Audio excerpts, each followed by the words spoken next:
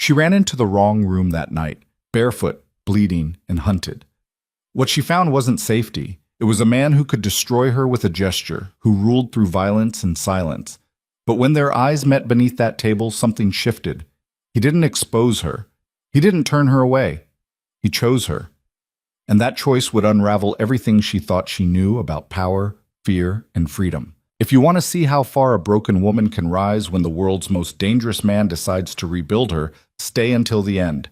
Hit that like button, comment with your city so I can see how far this story travels, and let's dive into the fire together. The marble was cold against Alara's bare feet. She wasn't supposed to be here, not in this hallway, not in this building, not breathing this rarefied air that smelled like expensive cigars and older money. Her lungs burned. The silk of her torn evening gown clung to her ribs, damp with sweat, and something else she didn't want to name. Blood, maybe.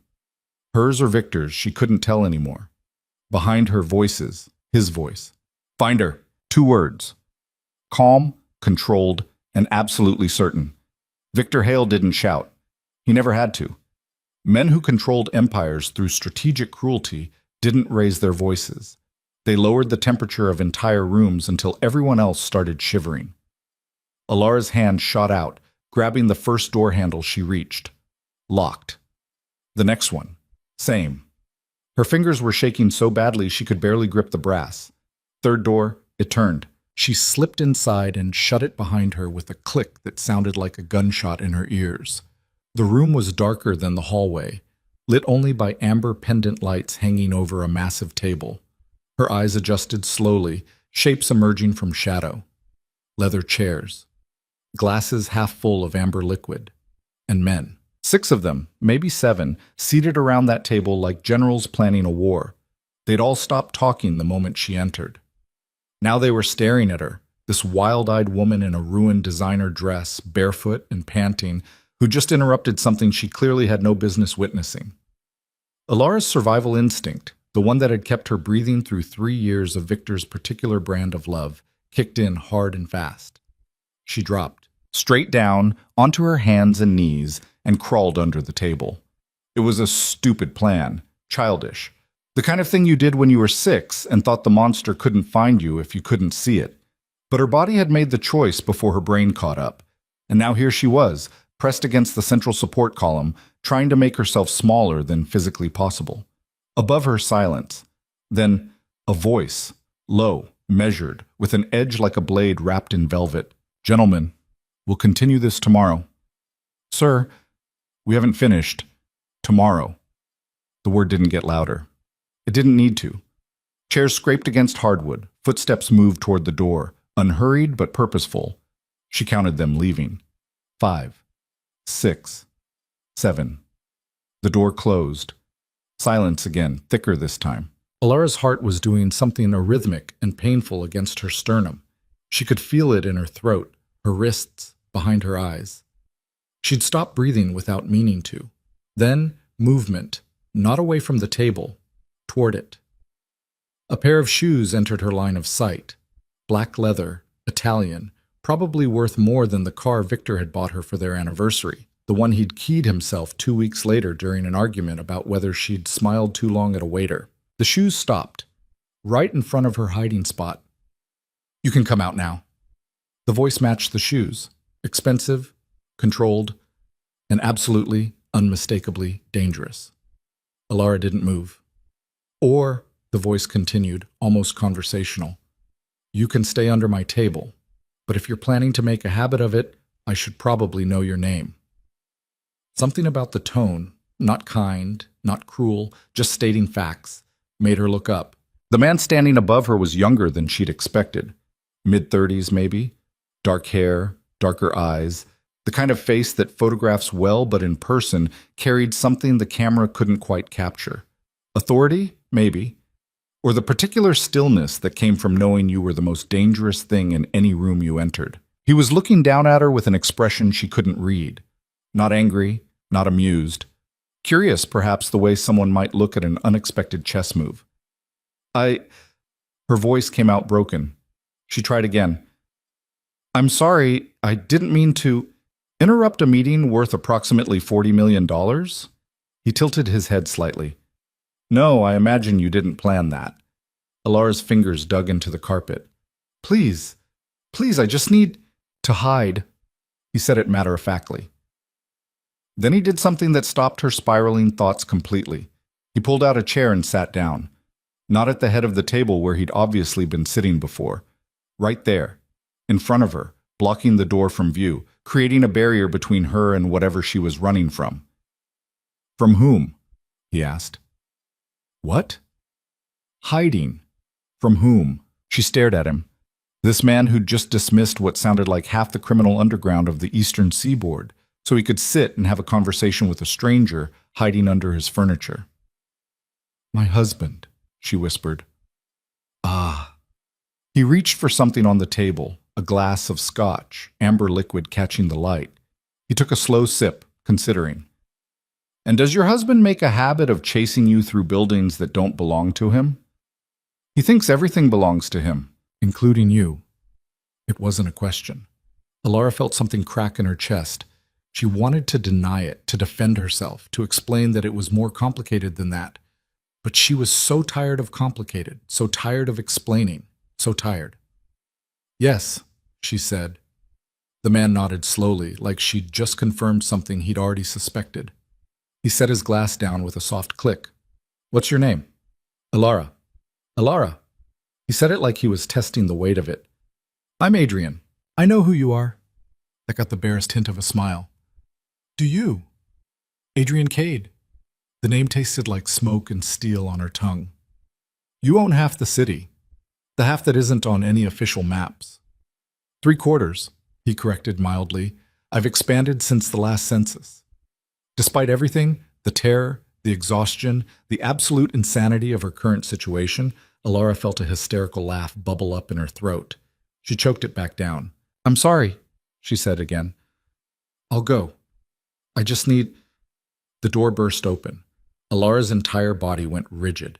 She knew those footsteps, had learned to read them like a seismograph, measuring the weight and speed to predict what kind of storm was coming.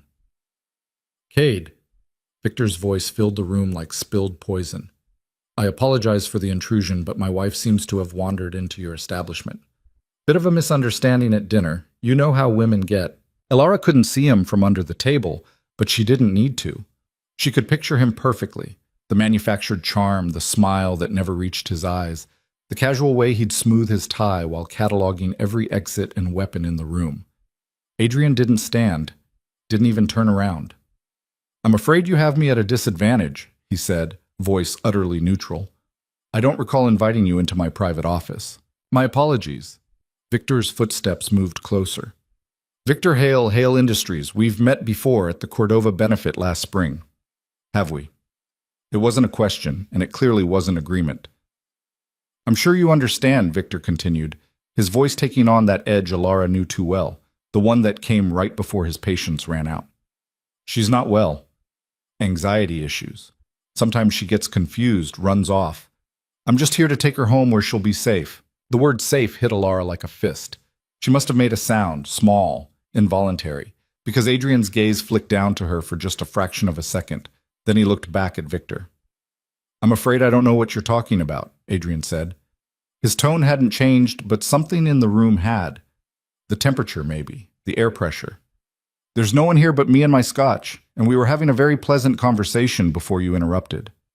Silence. Alara could feel Victor processing this, running calculations. He was smart enough to recognize power when he saw it, and Adrian Cade wasn't someone you pushed, but he was also arrogant enough to think he could navigate this, could find the right combination of words to get what he wanted. Perhaps you haven't noticed, Victor said carefully, but there are shoes under your table. Women's shoes, silver heels, custom Valentino. I bought them for my wife 3 months ago. Alara's blood went cold. She'd kicked them off somewhere in the hallway, hadn't she? Or had she been wearing them when she crawled under here? She couldn't remember. Adrian didn't look down to check. His eyes stayed locked on something in the middle distance, probably Victor's face, though Alara couldn't see from her angle. How unfortunate, Adrian said, that you bought your wife such uncomfortable shoes she had to abandon them. Perhaps you should reconsider your gift-giving strategy. Mr. Cade, however, Adrian's voice cut through whatever Victor was about to say with surgical precision.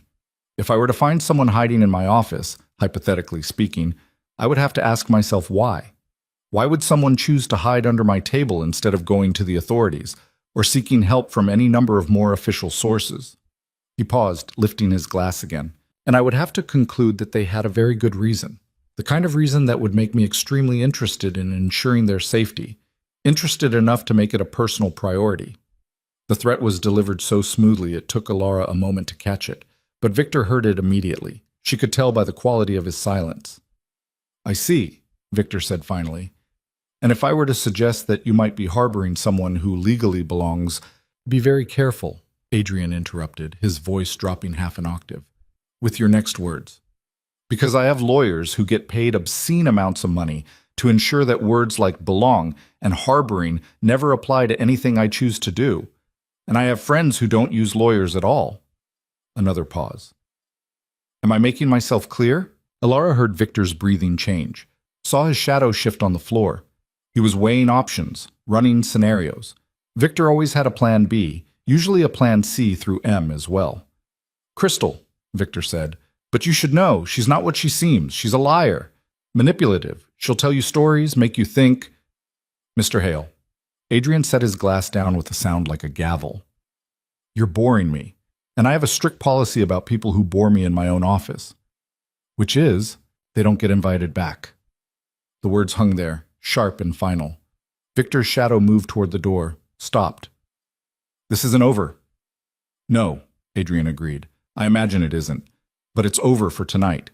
And if I see you in this building again without an invitation, I'll be significantly less polite about expressing my displeasure." Footsteps. The door opening. Then, just before it closed, Victor's voice, low and poisonous. "She'll come back to me. She always does." The door clicked shut. Alara stayed frozen under the table, her whole body locked in a rigor of tension and terror, and something else she couldn't name. Her ears were ringing, her hands had gone numb. Adrian remained seated, perfectly still, for what felt like an hour but was probably 30 seconds. Then he spoke, his voice returning to that almost conversational tone. "He's gone." Alara couldn't move. "Alara, he's gone." She managed to pull in a breath. It felt like swallowing glass. "He's right," she whispered. "I always go back." "Why?" The question was so simple it almost broke her. "Because I don't have anywhere else to go. Because he controls everything. My accounts, my mother's medical bills, the apartment lease. Because every time I tried to leave before, he found me.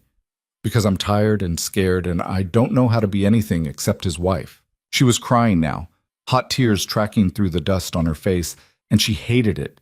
Hated being weak in front of this man who controlled empires and dismissed husbands like they were mosquitoes.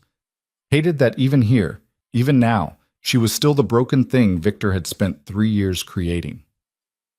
Adrian was quiet for a long moment. Then he stood, walked around the table, and crouched down. His eyes met hers. Dark, unreadable, but somehow not unkind. "Come out," he said. "I can't." "You can, and you will. You don't understand."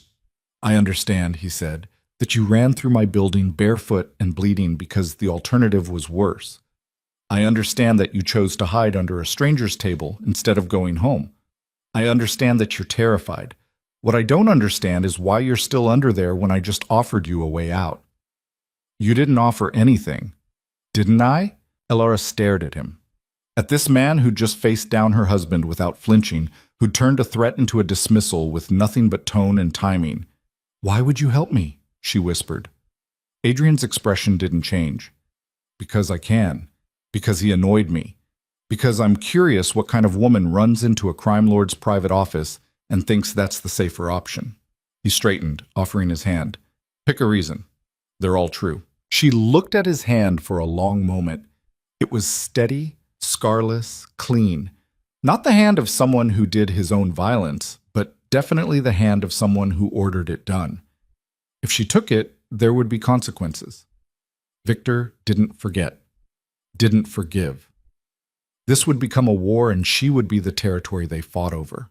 But if she didn't take it, she'd crawl out from under this table, walk out of this building, and go back to the apartment where Victor would be waiting with that smile and those soft words and fists that knew exactly where to land so the bruises wouldn't show.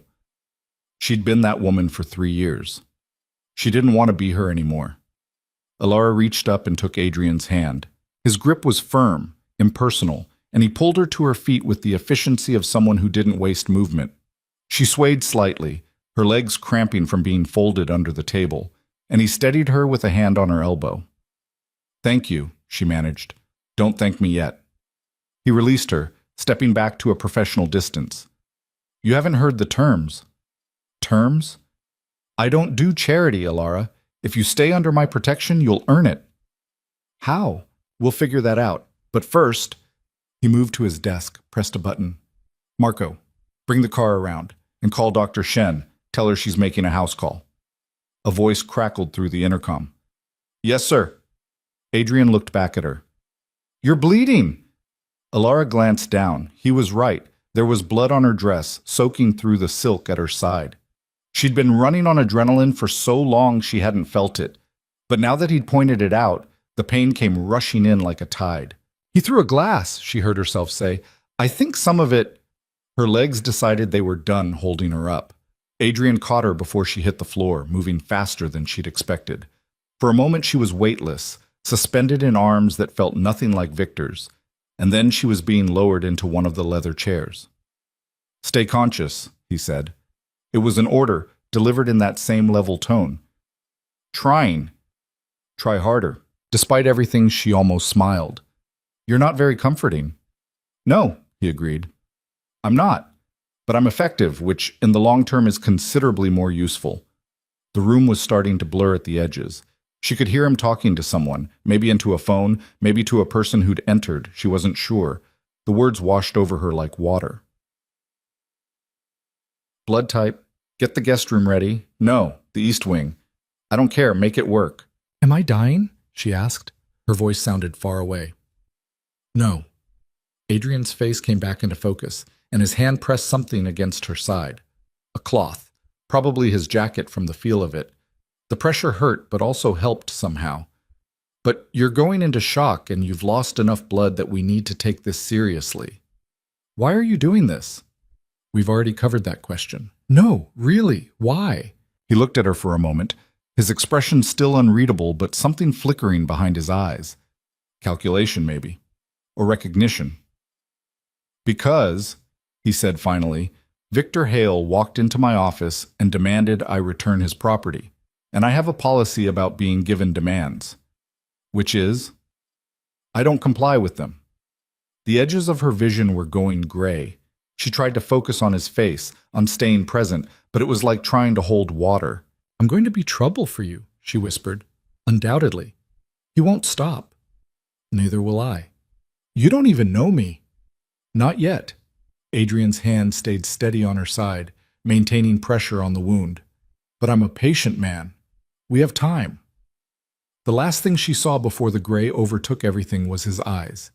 Dark, certain, and absolutely committed to whatever decision he'd just made. When she woke up, she was in a bed that wasn't hers, in a room she didn't recognize, with bandages wrapped around her torso and an IV in her arm. And sitting in a chair by the window, reading something on a tablet, was Adrian Cade. He looked up when she stirred. "Good, you're awake." Alara's mouth felt like sandpaper. "Where?" "My home. The doctor stitched you up. 12 stitches, no major damage, but you'll be sore for a while." He set the tablet aside. "How do you feel?" "Like I got hit by a truck." "Close." Victor apparently has decent aim with glassware. The memory came back in fragments. The argument. The glass exploding against the wall, then redirected at her when she'd tried to leave. Running. The cold marble. This room. Victor. She tried to sit up and immediately regretted it as pain lanced through her side. "Don't," Adrian said, not moving from his chair. "The stitches are fresh. You'll tear them." "I need to—" "Need to what? Go back? Call him? Apologize?" His voice was clinical, detached. "You're not doing any of those things. You can't just keep me here." "I'm not keeping you anywhere. You're free to leave whenever you choose." But before you do, you should know that Victor filed a missing persons report about 3 hours ago. Told the police you were having a mental health crisis, that you're a danger to yourself, that he's desperately worried. Adrian's expression didn't change. He's very convincing. I watched the press conference. Alara's heart sank. Press conference? Complete with tears and a photo of you from your wedding day. You looked happy in it. I was drugged in it. I assumed as much. The pupils gave it away. He said it so matter-of-factly, like he cataloged those details in every photograph he saw, which maybe he did. So I can't leave, Alara said flatly. You can. But if you do, and someone recognizes you, you'll be returned to him with the full sympathy of law enforcement and public opinion. He's framed this very carefully. Of course he has. She closed her eyes. He's always 3 moves ahead. So we'll make 4. She looked at him. We? You asked why I'm doing this. Here's another reason. Adrian leaned forward slightly, his elbows on his knees, his eyes locked on hers. Men like Victor Hale offend me. They build their power on controlling things weaker than themselves. They mistake cruelty for strength, and they think they're clever because they've never encountered someone who actually is. And you're clever. I'm many things. Clever is one of them. Arrogant is another. Absolutely. He didn't even blink. But I'm arrogant because I've earned it. Victor is arrogant because no one's ever made him pay for it. I'd like to correct that imbalance. Alara stared at him. This man who turned her escape into some kind of personal vendetta against her husband's philosophy. What do you want from me? She asked. Right now? I want you to rest. Heal.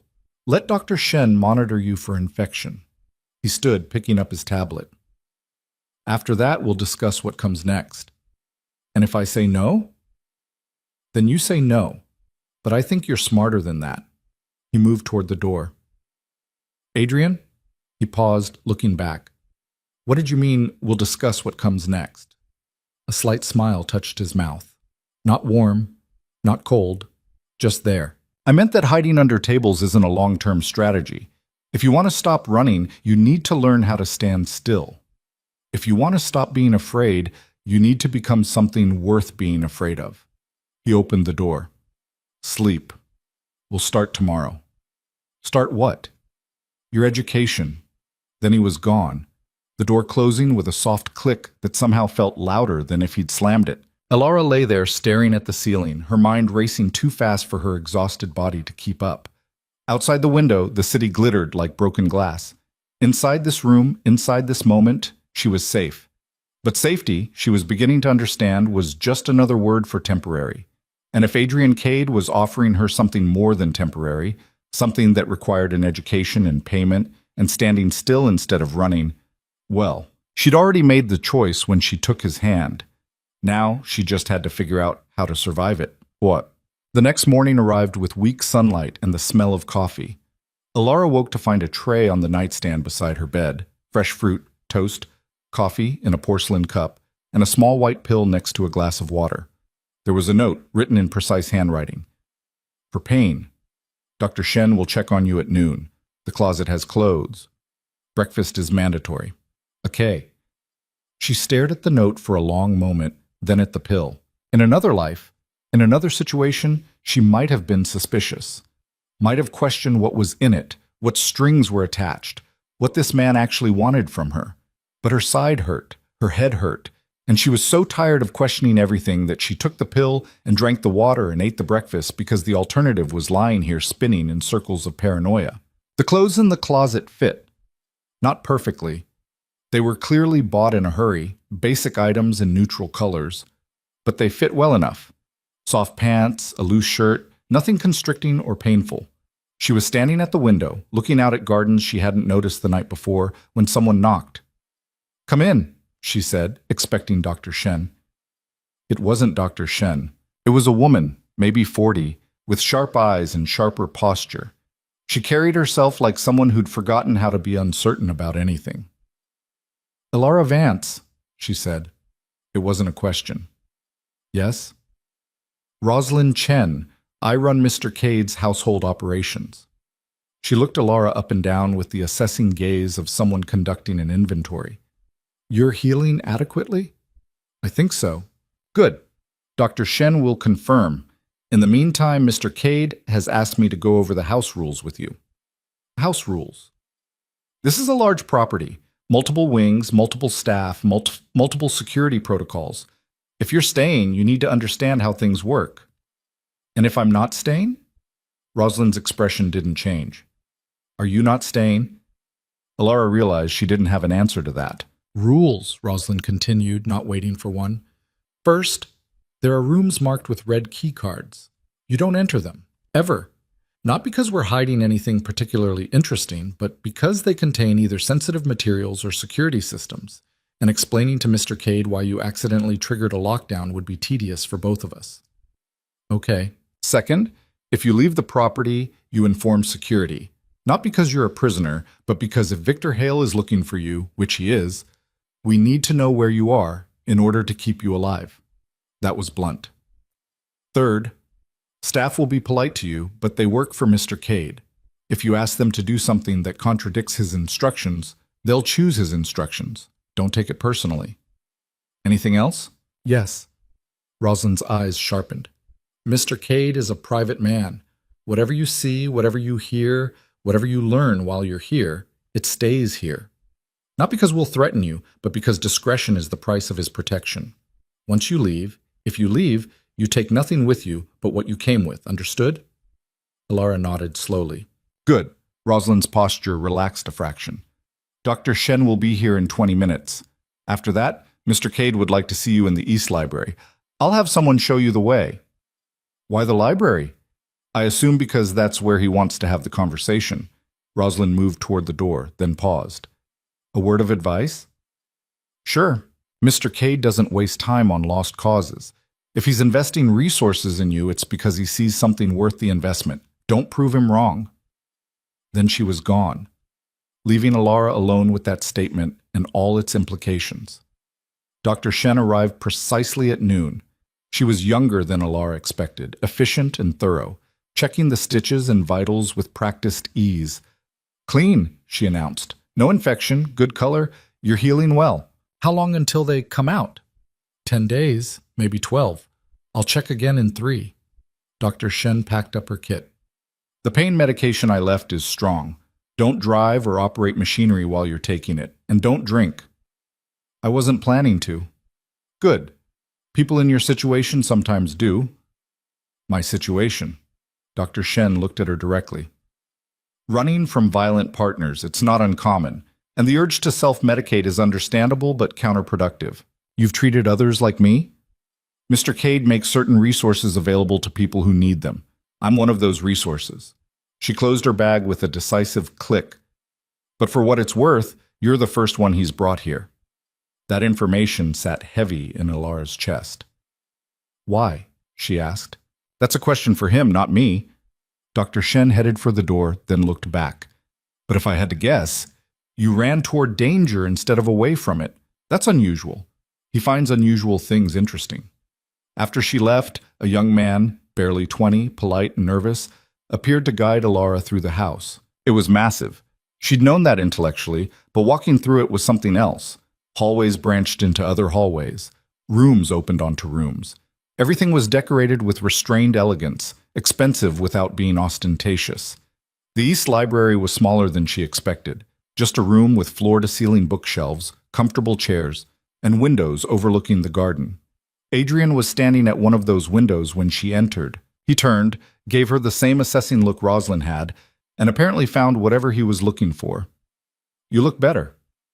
I feel like hell. That's honest. I appreciate honesty. He gestured to the chairs. Sit. We have a lot to discuss. Alara sat, her side protesting the movement. Adrian didn't sit. He stood by the window, backlit by afternoon sun, and when he spoke, his voice had the quality of someone who'd thought very carefully about what he was about to say. I'm going to make you an offer. You're going to want to refuse it immediately because it's going to sound insane and possibly insulting. I'm asking you to listen to the entire thing before you respond. Okay. Victor Hale is a problem. Not just your problem, though obviously he's very much your problem, but mine as well now. He walked into my office and issued demands. That makes him a territorial challenge, and I don't tolerate territorial challenges. So this is about ego, partly, but it's also about the fact that I've been looking for a reason to move against Hale Industries for 2 years, and you just gave me one. Adrian's expression was unreadable. He's built his empire on shell companies and cooked books and strategic violence. He's careful, I'll give him that. But careful men make mistakes when they're angry. And right now, he's very angry. Because I ran. Because you embarrassed him. Public press conference, missing wife, all that performed concern, it's overcompensation. He showed his hand. Alara processed that. And you want to use that. I want to dismantle him, systematically, carefully, completely. Adrian finally sat, his movements precise. But I can't do it if you go back to him, and I can't protect you long term if you remain the person you are right now. The person I am, afraid, reactive, waiting for someone else to save you. He said it without judgment, just stating facts. That woman will always run, will always hide under tables, will always go back eventually because she doesn't know how to do anything else. The words hit like physical blows, mostly because they were true. So what do you want? I want to train you. Alara stared at him. Train me to do what? To stand, to fight, to stop flinching. He leaned forward slightly. I want to take the fear Victor spent 3 years instilling in you and turn it into something useful. I want to teach you how to walk into a room and own it, how to look at a threat and calculate its weaknesses instead of your exits. Why? Because a woman who can do those things doesn't go back to her abuser. She goes forward, and forward is the only direction that matters. Alara's mind was racing. You want to turn me into what? Some kind of weapon? I want to give you the tools to be whatever you choose to be.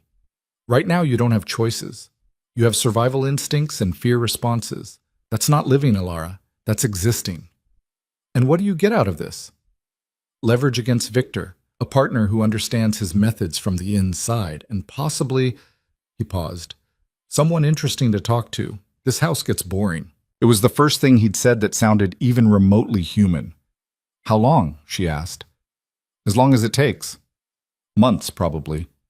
Maybe a year. And then? Then you decide. Stay, go, start over somewhere new. But you'll make that decision as someone with options, not someone with only one escape route. Alara looked at him. Really looked at him. This man who'd saved her for reasons that were at least 50% selfish, who was offering her something that sounded like salvation wrapped in self-interest. What if I say no? Then I'll have Dr. Shen monitor you for another week. I'll give you enough money to disappear, and I'll provide documentation that will help you start over. But his eyes locked onto hers. Victor will find you, eventually. Men like him always do, and next time you might not find a door that opens. That's not exactly subtle manipulation. I'm not interested in subtle. I'm interested in effective. Fair enough. Alara stood, walked to the window, looked out at gardens that probably cost more to maintain than her entire previous life had cost to live. If I do this, she said slowly, I have conditions. Name them. My mother. She's in a care facility. He pays for it. If I disappear, he'll stop paying. I'll take over the payments, anonymously. I want to contact her, not now, but eventually, to let her know I'm okay. When the time is right, we'll arrange it safely. And if at any point I want to leave, you leave. No arguments, no manipulation, no consequences. You'll have resources and options. He stood as well, moving to stand beside her at the window. But Alara, understand something. If you start this, if you commit to this, I'm going to push you, hard. I'm going to make you face things you've spent 3 years avoiding. It's going to hurt, and you're going to hate me sometimes. I already don't particularly like you. That got the barest hint of a smile. Good. Liking me would complicate things. One more condition. Go ahead. Tell me the real reason, not the strategic one, not the leverage, not the boredom. The actual reason you're doing this. Adrian was quiet for a moment. When he spoke, his voice was lower, more genuine. Because I watched you crawl under that table and choose a stranger over your husband. And I thought, here's someone with enough survival instinct and enough courage to know when the safe choice is actually the most dangerous one. That's rare. I don't like seeing rare things destroyed. It was probably the most honest thing he'd said since she'd met him. Alara extended her hand. Okay, teach me. Adrian looked at her hand for a moment, then took it. His grip was firm, professional. We start tomorrow, 6 a.m. Wear comfortable clothes. What happens tomorrow? You learn how to stand up. He released her hand and walked toward the door, then paused. Alara? Yes? Tonight, you'll want to call him, apologize, promise to come home, make peace. His eyes were hard. Don't. That person is done making those calls. Then he left her standing in the library, sunlight streaming through the windows, her hand still warm from his grip. Outside, the city continued its daily violence. Inside, something new was beginning. And Alara Vance, who'd spent 3 years learning how to disappear, was about to learn how to be seen. 6 a.m. came faster than Alara expected.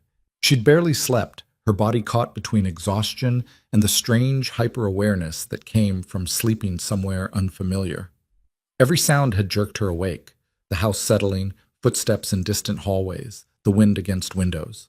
By the time pale light started filtering through the curtains, she'd already been staring at the ceiling for an hour. The knock on her door was soft but unmistakable. You're awake, Adrian's voice came through the wood. Good. Jim is downstairs, west wing. Follow the stairs at the end of the hall. She didn't hear him walk away, but when she opened the door 30 seconds later, the hallway was empty. The gym turned out to be less a gym and more a small facility that could have trained professional fighters. Mats covered half the floor, weights lined one wall, and there was equipment she didn't even have names for. Everything was pristine, clearly maintained, clearly used. Adrian was already there, dressed in dark athletic wear, wrapping his hands with practiced efficiency. You're late, he said without looking up. You said 6. It's 6:02. Late is late. He finished the wrap, flexed his fingers, then finally looked at her. But we'll work on that. Strip down. Alara froze. What? Not like that. He gestured impatiently. Shoes, jacket, anything restrictive. I need to see how you move. She hesitated, then removed her jacket, leaving her in the tank top and leggings she'd found in the closet. Her stitches pulled slightly with the movement. Adrian noticed. How's the side? Hurts. Good. Pain means you're paying attention. He moved to the center of the mat. Come here. Alara walked over, aware of how his eyes tracked every step she took. Not sexual, just analytical, like he was cataloging data. Stand how you normally stand, he said. She stood. No, how you stood when you lived with Victor. The shift was automatic and humiliating, shoulders curving inward, weight on her back foot, head slightly down. 3 years of making herself smaller, less threatening, less visible. There it is. Adrian circled her slowly. You take up about 60% of the space you actually occupy. Your center of gravity is too far back. You're already positioned to retreat before anyone's even approached you. I didn't realize I was doing that. That's the point. It's unconscious now. We're going to make it conscious, then break it. He stopped in front of her. Stand up straight. She straightened. More. She tried. Alara, you're still apologizing with your posture. I said stand up, not suggest the possibility of standing up. Something in his tone, not quite mockery, not quite criticism, sparked irritation. She pulled her shoulders back, lifted her chin, planted her feet. Better, he said. Still tentative, but better. Now I'm going to push you. Don't move. What? His hand shot out, palm flat against her shoulder, and shoved. Alara stumbled back 3 steps before catching herself. Adrian's expression didn't change. Again. This time, don't move. You just, again. She set her stance, tried to brace herself. He pushed. She stumbled again, though only 2 steps this time. You're thinking about not moving instead of actually not moving. Those are different things. He reset. Again. They did it 17 times. 17 times he pushed her, and 17 times she failed to hold her ground. By the 18th, her frustration had crystallized into something sharper. When his hand came forward, she pushed back. It didn't stop him. He was significantly stronger, but she didn't stumble, didn't retreat. Adrian's eyebrow lifted fractionally. There. That's the beginning. The beginning of what? Of you remembering that you're allowed to push back. He stepped away, gestured to the mat. Sit. She sat, her side protesting. Adrian sat across from her, close enough to talk without raising his voice, far enough to maintain distance. Here's what the next 6 months look like, he said. Every morning, 6 a.m., you're here. We train your body. Strength, balance, endurance, how to hit without breaking your hand, how to fall without breaking your face. Afternoons, we train your mind. Strategy, manipulation, reading people, controlling rooms. Evenings are yours, but you'll have assignments. Assignments? Reading, observation, practice. You'll know what I mean when we get there. He paused. Questions? Yeah, why are you qualified to teach me any of this? Valid question. I'm qualified because I've spent 20 years learning how power actually works. Not the sanitized version they teach in business schools, but the real mechanics. How to recognize weakness, how to exploit it, how to make people believe they chose something you forced on them. His eyes were steady on hers. I've built an empire on understanding violence, not just physical, but economic, social, psychological. You want to stop being Victor's victim, you need to understand the same things he understands, preferably better than he does. And you think 6 months is enough time for that? No, 6 months is enough time to give you the foundation. Actually, mastering it takes years. But foundation is what you need right now. Alara pulled her knees up, wincing as the movement pulled her stitches. What if I can't do it? What if I'm just not built for this? Then you're not. But you don't know that yet, and neither do I. He stood, offered her his hand. So let's find out. She took it, let him pull her to her feet. First lesson, Adrian said, how to throw a punch without destroying your thumb. The next 2 hours were brutal. Adrian broke down every movement to its component parts: stance, hip rotation, shoulder alignment, fist position. He made her repeat each piece until her muscles burned, then made her do it 50 more times. Your power comes from your legs, not your arms, he said, for what felt like the 100th time. You're trying to arm punch. That's how you break bones. Use your whole body. I'm using my whole body. No, you're using your arm and hoping your body catches up. Again. She wanted to argue, but she was too tired and he was too clearly right. So she reset, focused on driving from her legs, rotating her hips, letting the force travel up through her core into her shoulder. The bag swung harder this time. There, Adrian said. Feel the difference? She did. It felt less like she was hitting and more like she was throwing her whole weight forward in a controlled fall. Again, 20 more. By the time he called time, her arms felt like lead and sweat was soaking through her shirt. The stitches in her side were screaming. Shower, breakfast, then meet me in the north study at 10, Adrian said, already unwrapping his hands. Don't be late. What's at 10? Your other education. He left without explaining further. Alara made it back to her room, showered in water as hot as she could stand, and seriously considered just staying in bed. But something about Adrian's voice, that absolute certainty that she would show up, made her get dressed and find her way to the north study. It was smaller than the library, more intimate. Bookshelves lined 2 walls, a desk sat near the window, and there was a small sitting area with 2 chairs facing each other. Adrian was already there, reading something on his tablet. He looked up when she entered. Sit. She sat. He set the tablet aside and produced a folder from the desk drawer. Do you know what Victor does? Actually does, not the public-facing version. Hale Industries. Real estate development, I think. Some investment ventures. That's the facade. Underneath, he runs a moderately successful money laundering operation disguised as property development. He buys distressed properties, renovates them with inflated budgets that hide illegal funds, then sells them at a loss that's offset by the cleaned money. It's clever, relatively low risk, and completely dependent on maintaining certain political relationships. He opened the folder, spread out several documents. These are his current projects. 12 properties across the eastern seaboard, all in various stages of development. Combined, they're washing approximately $40 million annually for 3 different organizations. Adrian tapped one document. This one in Baltimore is his most vulnerable. The contractor is skimming, the permits are falsified, and the city inspector, who's supposed to be looking the other way, just got diagnosed with terminal cancer and is suddenly very interested in legacy. Alara stared at the documents. How do you know all this? Because it's my job to know. Information is currency, and I'm extremely wealthy. He leaned back. Now, if you wanted to hurt Victor, really hurt him, which project would you target?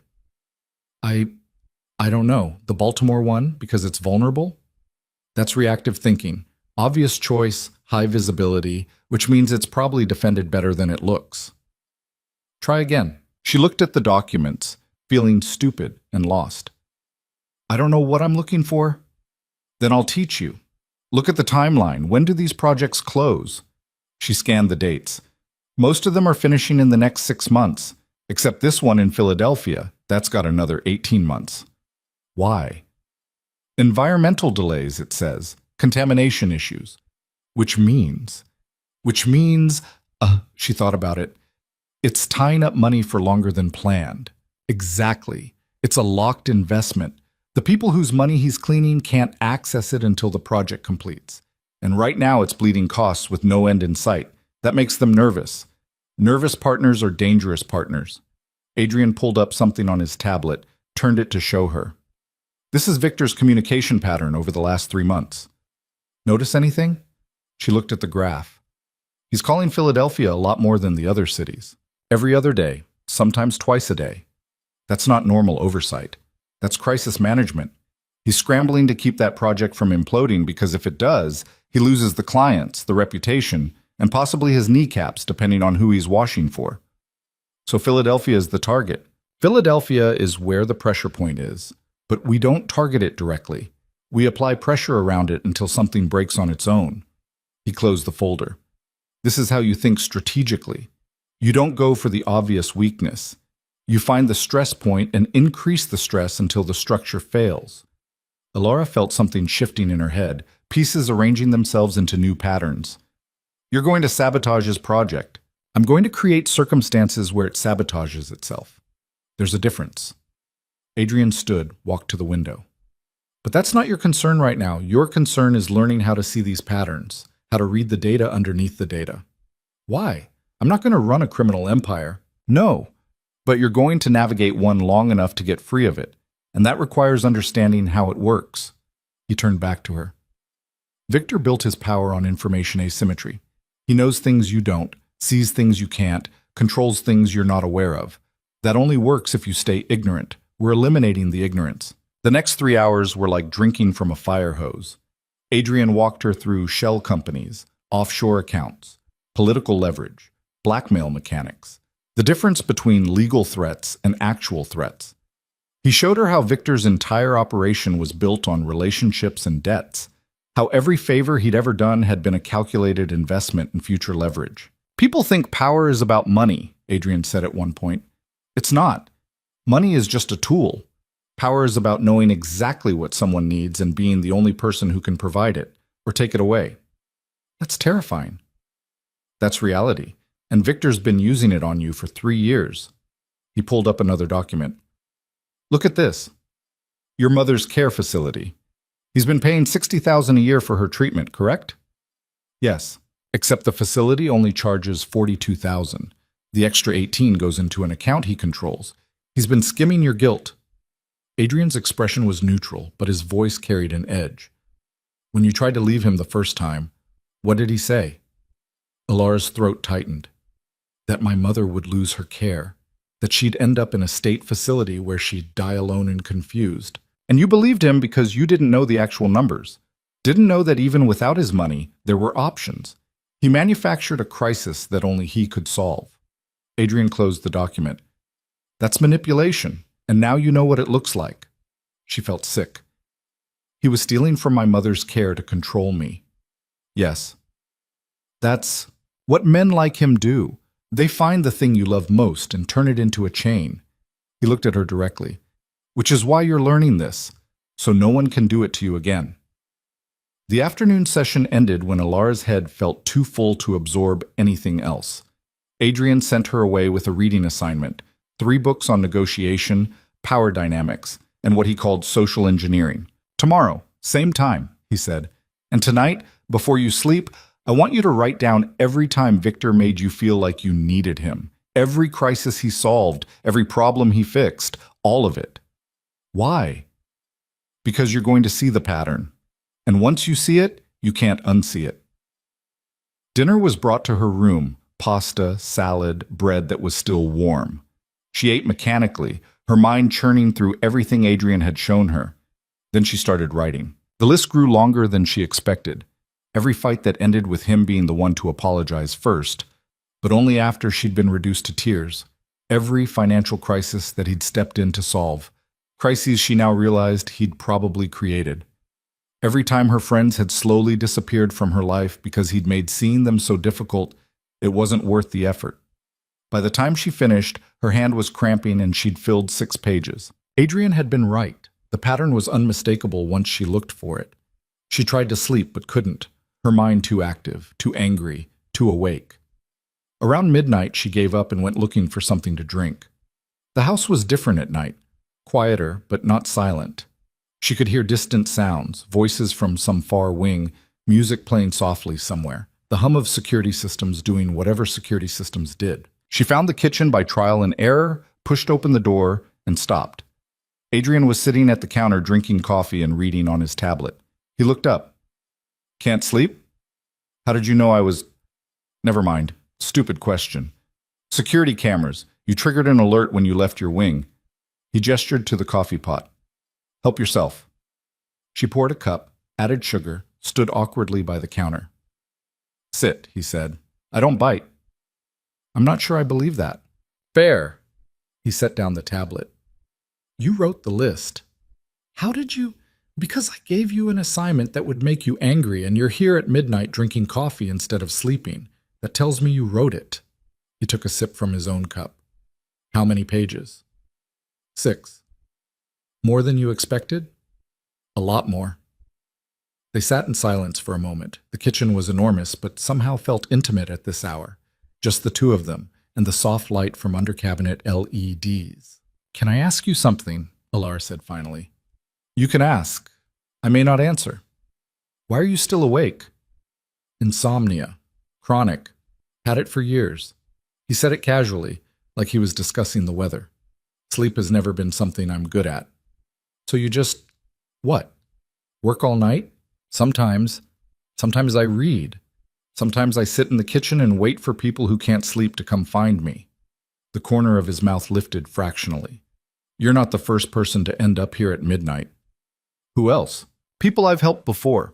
Not often, not many, but a few over the years. Women mostly, running from situations similar to yours." He rotated his cup slowly. "I don't run a shelter, Alara. This isn't charity. But sometimes the strategic choice and the decent choice happen to align." "And which is this? Strategic or decent?" "Both. I told you, I don't like Victor's philosophy, and I like winning. Helping you accomplishes both." She studied him over the rim of her cup. "You're very honest about being self-interested. Would you prefer I pretend otherwise?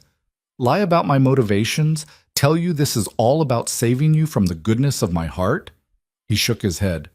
"That would be insulting to both of us. Most people like to pretend they're better than they are. Most people are afraid of being seen clearly. I'm not." He finished his coffee, set the cup down with a decisive click. "Besides, you don't need a savior. You need a teacher. Saviors create dependency. Teachers create capability. And if I fail, if I can't learn what you're teaching, then you fail. But failing after trying is different from never trying at all." His eyes met hers. "You've spent 3 years being told you're weak, incompetent, that you need protection you couldn't survive without. Those are lies. But you won't believe they're lies just because I tell you they are. You need to prove it to yourself. Through getting pushed around in a gym, through discovering that you're stronger than you think, smarter than you've been allowed to be, and capable of things that would terrify the woman you were 2 days ago." He stood, rinsed his cup. "The gym is just the beginning. The real work is here." He tapped his temple. "Rebuilding how you see yourself." Alara felt something tight in her chest loosen slightly. "Thank you. Don't thank me yet. Wait until you hate me for waking you up at 6 a.m. after 3 hours of sleep." He moved toward the door, then paused. "Alara?" "Yeah?" "The list you wrote, keep it. Add to it when you remember new things. You're going to need it later." "For what?" "For when you stop being angry and start being strategic." Then he was gone, leaving her alone in the kitchen with cold coffee and questions she couldn't quite articulate. The next 3 weeks blurred together in a rhythm of exhaustion and discovery. 6 a.m., every morning, the gym. Adrian pushed her harder each day, adding complexity to the basic movements, introducing defense, teaching her how to use an opponent's momentum against them. She collected bruises like badges, learned to tape her own hands, discovered muscles she hadn't known existed. "You're telegraphing," he'd say, batting away her punch before it landed. "Your shoulder drops half a second before you move. Stop announcing your intentions." Or, "Faster, you're thinking too much. Let your body remember instead of your brain planning." Or when she finally landed a solid hit to the pad he was holding. "Good. Again, 20 more just like that." Afternoons were mental training. He'd give her scenarios, complex situations involving multiple parties with conflicting interests, and make her diagram the power dynamics, identify the leverage points, predict the outcomes. 3 business partners, he'd say. Equal shares in a company. One wants to sell, one wants to expand, one wants to dissolve. None of them trust each other. How do you exploit that? She'd gotten it wrong the first dozen times. But slowly, painfully, she started to see the patterns. Started to understand that every relationship was a negotiation. Every negotiation had leverage, and leverage always came from knowing what someone needed more than they wanted you to know they needed it. "You're learning," Adrian said one afternoon after she'd correctly predicted how a political scandal would play out. "Still slow, but learning." Slow? You think too linearly. A to B to C. Real strategy requires thinking in networks. A affects B, which changes C while simultaneously impacting D and E. He pulled up a new diagram. "Try this one." The evenings were her own, but she spent them reading the books he assigned, watching the news with new eyes, practicing the observation exercises he'd given her. "Go to the coffee shop on Market Street," he'd told her once. "Sit there for 2 hours. Count how many people look at their phones within 30 seconds of sitting down. Note who makes eye contact with strangers and who avoids it. Write down what you notice." She'd thought it was busy work until she did it and realized she was learning to read micro-expressions, body language, social hierarchies playing out in real time. But the nights were hardest. The nights were when her phone, which Adrian had locked in a safe somewhere, felt like a phantom limb. When she'd wake up from dreams where Victor had found her, where Adrian had changed his mind, where she'd somehow ended up back in that apartment with its white walls and expensive furniture and the particular smell of Victor's cologne that made her stomach turn. On the worst nights, she'd end up in the kitchen. Adrian was always there. They'd talk sometimes. Other times, they'd just sit in comfortable silence, drinking coffee or tea, letting the night settle around them. "Do you ever regret it?" she asked one night, about 3 weeks in. "Regret what?" "This life. All the violence and manipulation, and never sleeping." He considered the question seriously. "No, I'm good at it, and I'd rather be good at something difficult than mediocre at something safe." "That's bleak." "That's pragmatic." He looked at her over his cup. "You're getting faster in the ring." The subject change was abrupt but welcome. "You're still beating me every time." "I've been training for 20 years. You've been training for 3 weeks. The fact that you're lasting more than 30 seconds is progress." He set down his cup. "Tomorrow, we start weapon defense." "Weapons?" "Knives, primarily. You need to know how to disarm someone without getting killed in the process." "That's a comforting thought." "It's a useful thought. Victor owns guns. I've seen his permit records. You should know what to do if he ever points one at you."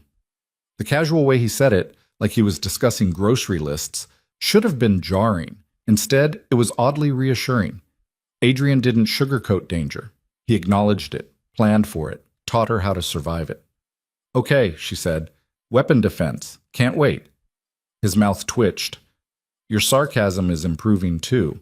I have a good teacher." "You have a demanding teacher. There's a difference." Week 4, something shifted. They were in the gym, running through the usual drills, when Adrian stopped mid-movement. "Hit me," he said. "What?" "Not the pad. Me. Hit me like you mean it." Alara hesitated. "I don't want to... I'm not asking what you want. I'm telling you what to do. Hit me." There was something in his voice that triggered old instincts, compliance, appeasement, backing down. She felt her shoulders starting to curve inward. Then she caught herself, saw what she was doing, and got angry. She set her stance, drove from her legs like he'd taught her, and swung. Adrian blocked it easily, but his expression changed. Better. Again. She swung again. He blocked again. You're still pulling the punch. You're afraid of hurting me. Yeah, because you're my... She stopped. Your what? Your teacher? Your host? Your savior? He dropped his guard completely. I'm none of those things right now. Right now I'm just a target. So hit the target. Something in her snapped. She swung with everything she had. Technique forgotten, form abandoned, just pure frustrated rage, and connected solidly with his raised forearm. The impact jarred through her entire body. Adrian smiled. Actually smiled. There it is. That's what I've been waiting for. He reset his stance. Again. They went for another hour, and by the end her knuckles were swelling and her arms felt like jelly, but something had fundamentally changed. She'd stopped being afraid of her own force. Good session, Adrian said afterward, wrapping ice around her hands. You broke through something today. I hit you. You committed to hitting me. There's a difference. He secured the ice pack. Before today, you were practicing violence. Now you're capable of it. That's progress. I'm not sure that's something to celebrate. It's not about celebration. It's about capacity. You don't have to use it, but you need to know you can. He stood. Take tomorrow off. Let your hands heal. We'll resume Thursday. What do I do tomorrow? Whatever you want. Read, sleep, explore the grounds. You've earned a day off. She spent the day off walking the property, discovering that the gardens were even more extensive than she'd thought, finding a small pond with actual swans, sitting on a bench and just breathing air that didn't taste like fear. Her phone rang that evening, the house line, not her cell. She picked up. Hello? Alara Vance? A woman's voice, professional. Yes? This is Mercy General Hospital. We're calling about your mother, Margaret Vance. Alara's heart stopped. What happened? Nothing serious, but she's asking for you. She's become quite insistent. We wanted to check if you were available to visit. Alara looked toward the door, calculating. Can I call you back? Of course, but soon, if possible. She's becoming agitated. Alara hung up and went to find Adrian. He was in his office, doing something on 3 monitors simultaneously. He looked up when she entered. My mother's asking for me, she said without preamble. Adrian's expression didn't change, but his attention sharpened. What hospital? Mercy General. That's 40 minutes from here, in the city, where Victor has connections. He stood, walked to a wall panel, pressed something. When did they call? Just now. Did they ask you to come immediately? They said soon. Soon is not immediately. That's interesting. He was typing something on his phone. Could be legitimate, could be a trap. We'll find out. How? I'm having someone go check on your mother right now. If she's actually asking for you, we'll arrange a safe visit. If she's not, his jaw tightened fractionally. Then we'll know Victor's getting creative. 20 minutes later, his phone rang. He answered, listened, said thank you, and hung up. She's fine, sleeping peacefully. Hasn't asked for anything except water in the last 6 hours. Alara felt cold. So that call was Victor or someone working for him, trying to draw you out? Adrian's voice was matter of fact. They're probing, testing to see if you'll break cover. He's using my mother as bait. Yes. The casual confirmation made something crystallize in her chest. Not fear this time, rage. I want to visit her, Alara said. Actually visit her, not walk into a trap. Can we do that? Adrian studied her for a moment. We can, but not yet. Not until we've established better security protocols. He paused. In the meantime, I've had her moved to a different facility under a different name. Better care, better security. Victor won't be able to find her. You moved my mother? I protected your leverage point. Same thing. He pulled up something on his phone, showed her. This is where she is now. Private facility, excellent staff, round-the-clock security that doesn't advertise itself. She's safer there than she was at Mercy. Alara looked at the screen, at the information he'd casually arranged without asking her permission, without warning her it was coming. She should have been angry about that. Instead, she felt relieved. Thank you, she said quietly. Don't thank me. This is strategy, not kindness. If Victor can't threaten her, He can't use her against you. It's basic tactics. But his eyes were less cold than his words. Besides, I told you I'd take care of the payments. This is me taking care of them.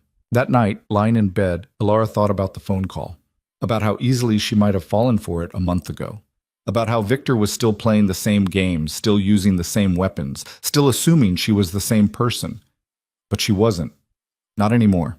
The realization settled into her bones over the following weeks, hardening into something she couldn't name but could feel shifting her center of gravity. She wasn't just learning to fight or strategize. She was learning to occupy space differently, to exist without apology. By week 8, Adrian had her sparring with Marco, the young security guard who'd first shown her around the house. Marco was fast, trained, and had the good sense to not pull his punches just because she was a woman. She hit the mat hard after he swept her legs. "Get up!" Adrian called from where he sat watching. "You're dropping your left guard when you throw the right. He's reading you like a billboard." Alara pushed herself up, tasting copper. "He's faster than me. So be smarter. Speed is useless if it's predictable." She reset, watching Marco circle. He was waiting for her to throw that right again. She could see it in how he positioned himself. So she faked it, pulled back, and when he moved to counter something that wasn't coming, she stepped inside his guard and drove her elbow into his ribs. Not hard enough to actually hurt him, but hard enough to make the point.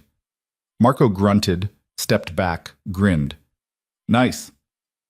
"Again," Adrian said. They went 3 more rounds. She won 1, lost 2, and ended up with a split lip and a growing conviction that maybe she wasn't completely hopeless at this. "Better," Adrian said after Marco left. He tossed her a towel. "You're starting to think during the fight instead of after it." "I got my ass kicked." "You got your ass kicked strategically. There's a difference." He stood, stretched. "Come on.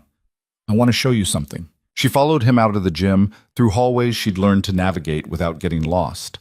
Upstairs to a part of the house she hadn't been in before. He stopped at a door with a red keycard reader. "Remember what Rosalind said about red doors?" he asked. "Don't enter them." "Correct. But I'm making an exception." He swiped his card, pushed the door open. "This is my operations room. Very few people see it. Congratulations." The room beyond was part war room, part high-tech command center. Multiple screens showed various feeds, security cameras, news channels, what looked like financial markets. A large table dominated the center, currently covered in documents and photographs. Adrian moved to the table, gestured for her to join him. "This is Victor," he said, pointing to a surveillance photo. 2 days ago meeting with these 2 men. Recognize them?" Alara studied the faces. One was vaguely familiar. "That's Thomas Crane. He was at our wedding." Thomas Crane, who runs the largest construction union in the city and has very interesting connections to very uninteresting people. Adrian pulled up another photo. The other one is Marcus Webb. He provides the money that Victor washes through his properties. "You've been watching him." "I've been documenting him. There's a difference. Watching is passive. Documentation is building a case."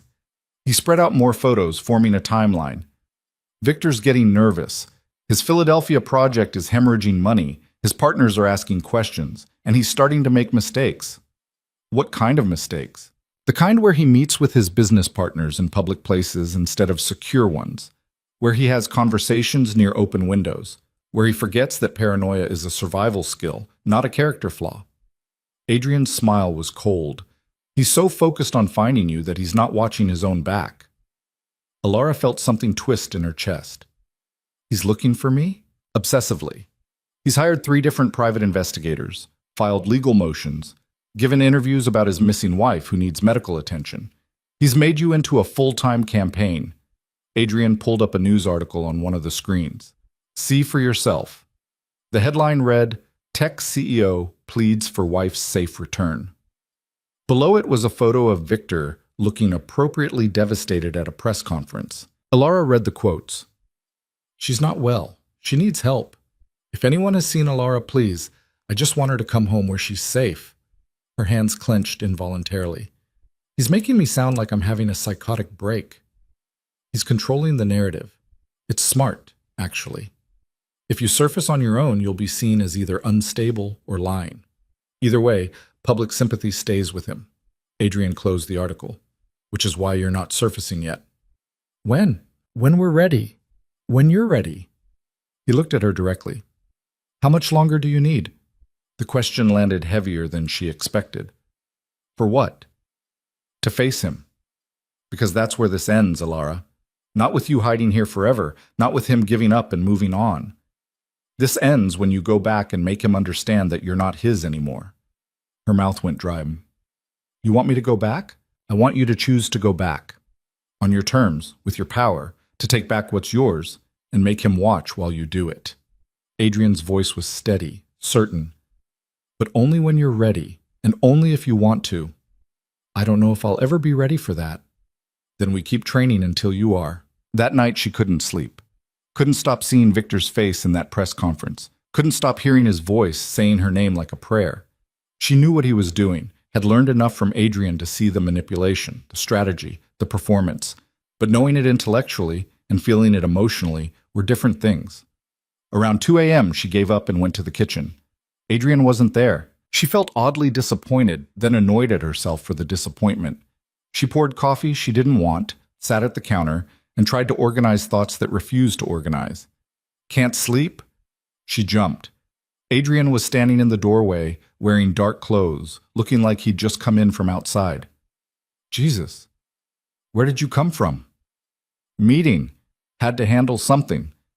He moved to the coffee pot, poured his own cup. What's keeping you up? The press conference? You, this whole thing. She gestured vaguely. I don't know if I can do what you're asking. I'm not asking you to do anything. I'm presenting an option. An option that involves going back to the man who spent 3 years breaking me down. That's not an option. That's insanity. It's only insanity if you go back as the woman who left. Adrian sat across from her. But you're not her anymore. You're faster, stronger, smarter. You know what he is now. The fear is memory, Alara. It's not current reality. You don't know that. Don't I? He set his cup down with a soft click. Hit me. What? Right now. Hit me. Adrian, I'm not... You said the fear is still real. Prove it. If you're still that afraid, still that broken, you won't be able to do it. So hit me and let's see what happens. She stared at him. This man who'd spent 2 months teaching her violence, now using it as some kind of emotional litmus test. This is manipulative, she said. Absolutely. Hit me anyway. Something hot and frustrated surged through her chest. She stood up, set her stance like he'd taught her, and swung. He didn't block it.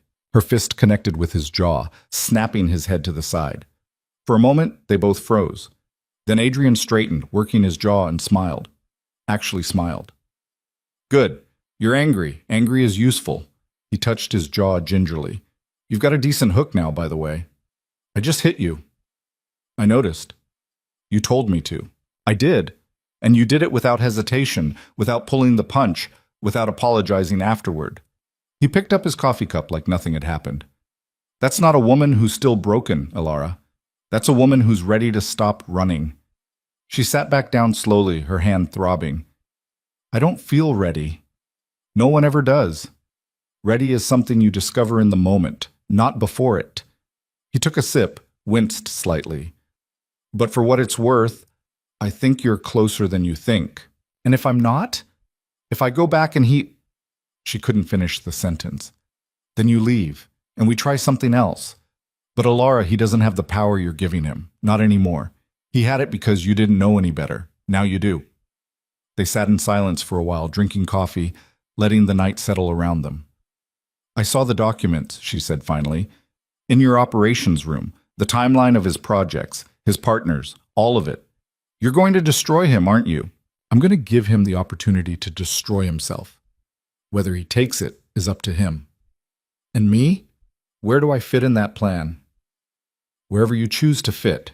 You can walk away tomorrow, disappear, start over somewhere new with resources and protection. Or you can stay, finish your training, and take back what's yours. His eyes met hers. I'm not going to tell you which choice is right. They're both valid. But you have a preference. I always have a preference, but my preference doesn't obligate you. She studied him in the dim kitchen light. This man who'd saved her for selfish reasons, who'd trained her with brutal efficiency, who'd never once pretended to be something he wasn't. Why do you care? She asked. Really? Not the strategic reasons? not the Victor offends your philosophy reasons. Why do you actually care what happens to me? Adrian was quiet for a long moment. When he spoke, his voice was lower, more genuine than she'd heard it. Because I've seen a lot of people give up, and I've seen a few people decide not to. The ones who don't give up, they're rare, worth investing in. He paused. And because you remind me of someone. Who? Someone who also had to learn that survival and living are different things. He didn't elaborate, and she didn't push. The next morning, she woke up with a clarity she hadn't felt in months. She found Adrian in the gym, already working through a solo routine. I want to go back, she said without preamble. He stopped mid-movement, looked at her. To Victor? To the house. Our house. His house. Whatever it is. She stepped onto the mat. But I want to do it right. I want to plan it, prepare for it. I want to walk in there and make him understand that I'm not afraid anymore. When? When you think I'm ready, when we've planned it properly, when I can walk in there and walk back out without needing rescue. Adrian's expression was unreadable. That's not a small ask. I know, but you said you'd teach me. So teach me how to do this. Something shifted in his eyes. Respect, maybe. Or recognition. Okay, he said. But we do it my way. Complete preparation, every angle covered, every contingency planned. And if at any point you change your mind, I won't. If you do, he continued, you tell me. No shame, no judgment. This only works if you're choosing it freely. I understand. Good. He gestured to the mat. Then let's get started. If you're going to face him, you need to be able to handle anything he throws at you, literally and figuratively. The next 6 weeks were different from the previous 2 months. More focused, more intense, more specifically targeted at preparing her for one specific confrontation. Adrian brought in specialists, people who taught her how to read microexpressions, how to maintain composure under psychological pressure, how to control a conversation when someone was trying to control you. He'll try to trigger you, one of them said, a woman named Dr. Sarah Chen, who apparently specialized in hostage negotiation. He'll use your mother, your past, your guilt. He'll try to make you doubt yourself, question your perception of reality. You need to recognize those tactics when they're happening. They ran scenarios over and over, with Adrian playing Victor, saying the exact things Victor would say, pushing the exact buttons Victor would push. You look terrible, Adrian said in one session, his voice taking on Victor's particular cadence.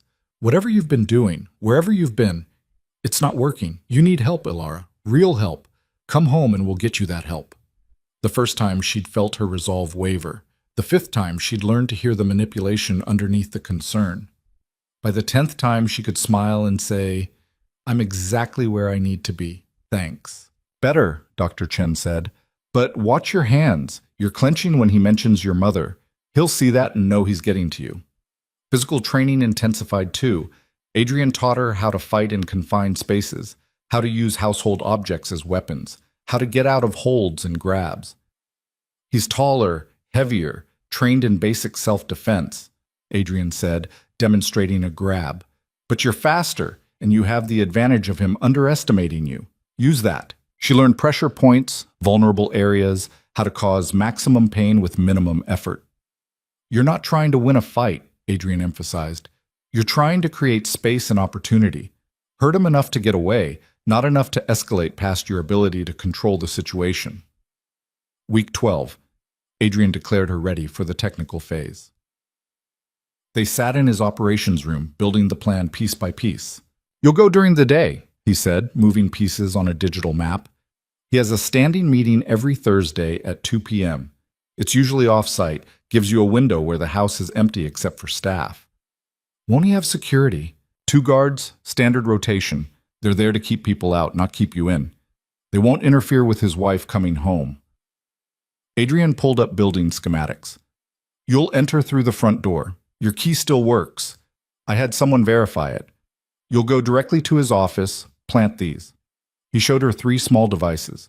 Audio bugs, military grade. They'll give us everything we need to finalize the case against him. And if he comes home early, then you improvise. Everything we've trained for, you use.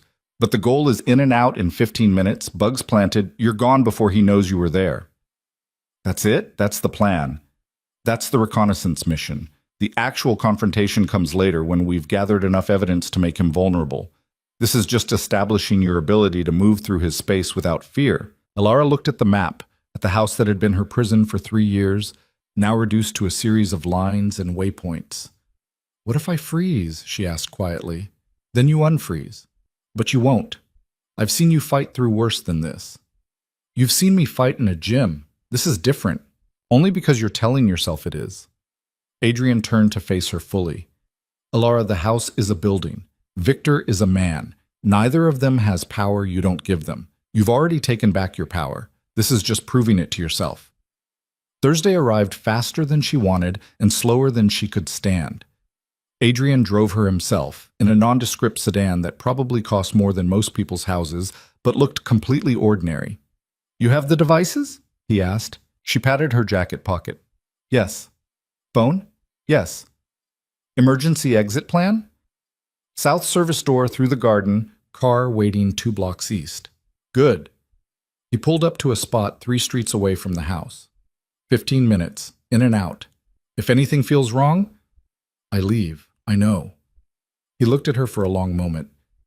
You don't have to do this. Yeah, I do. No, you choose to. There's a difference. She smiled slightly. You're right. I choose to. Good.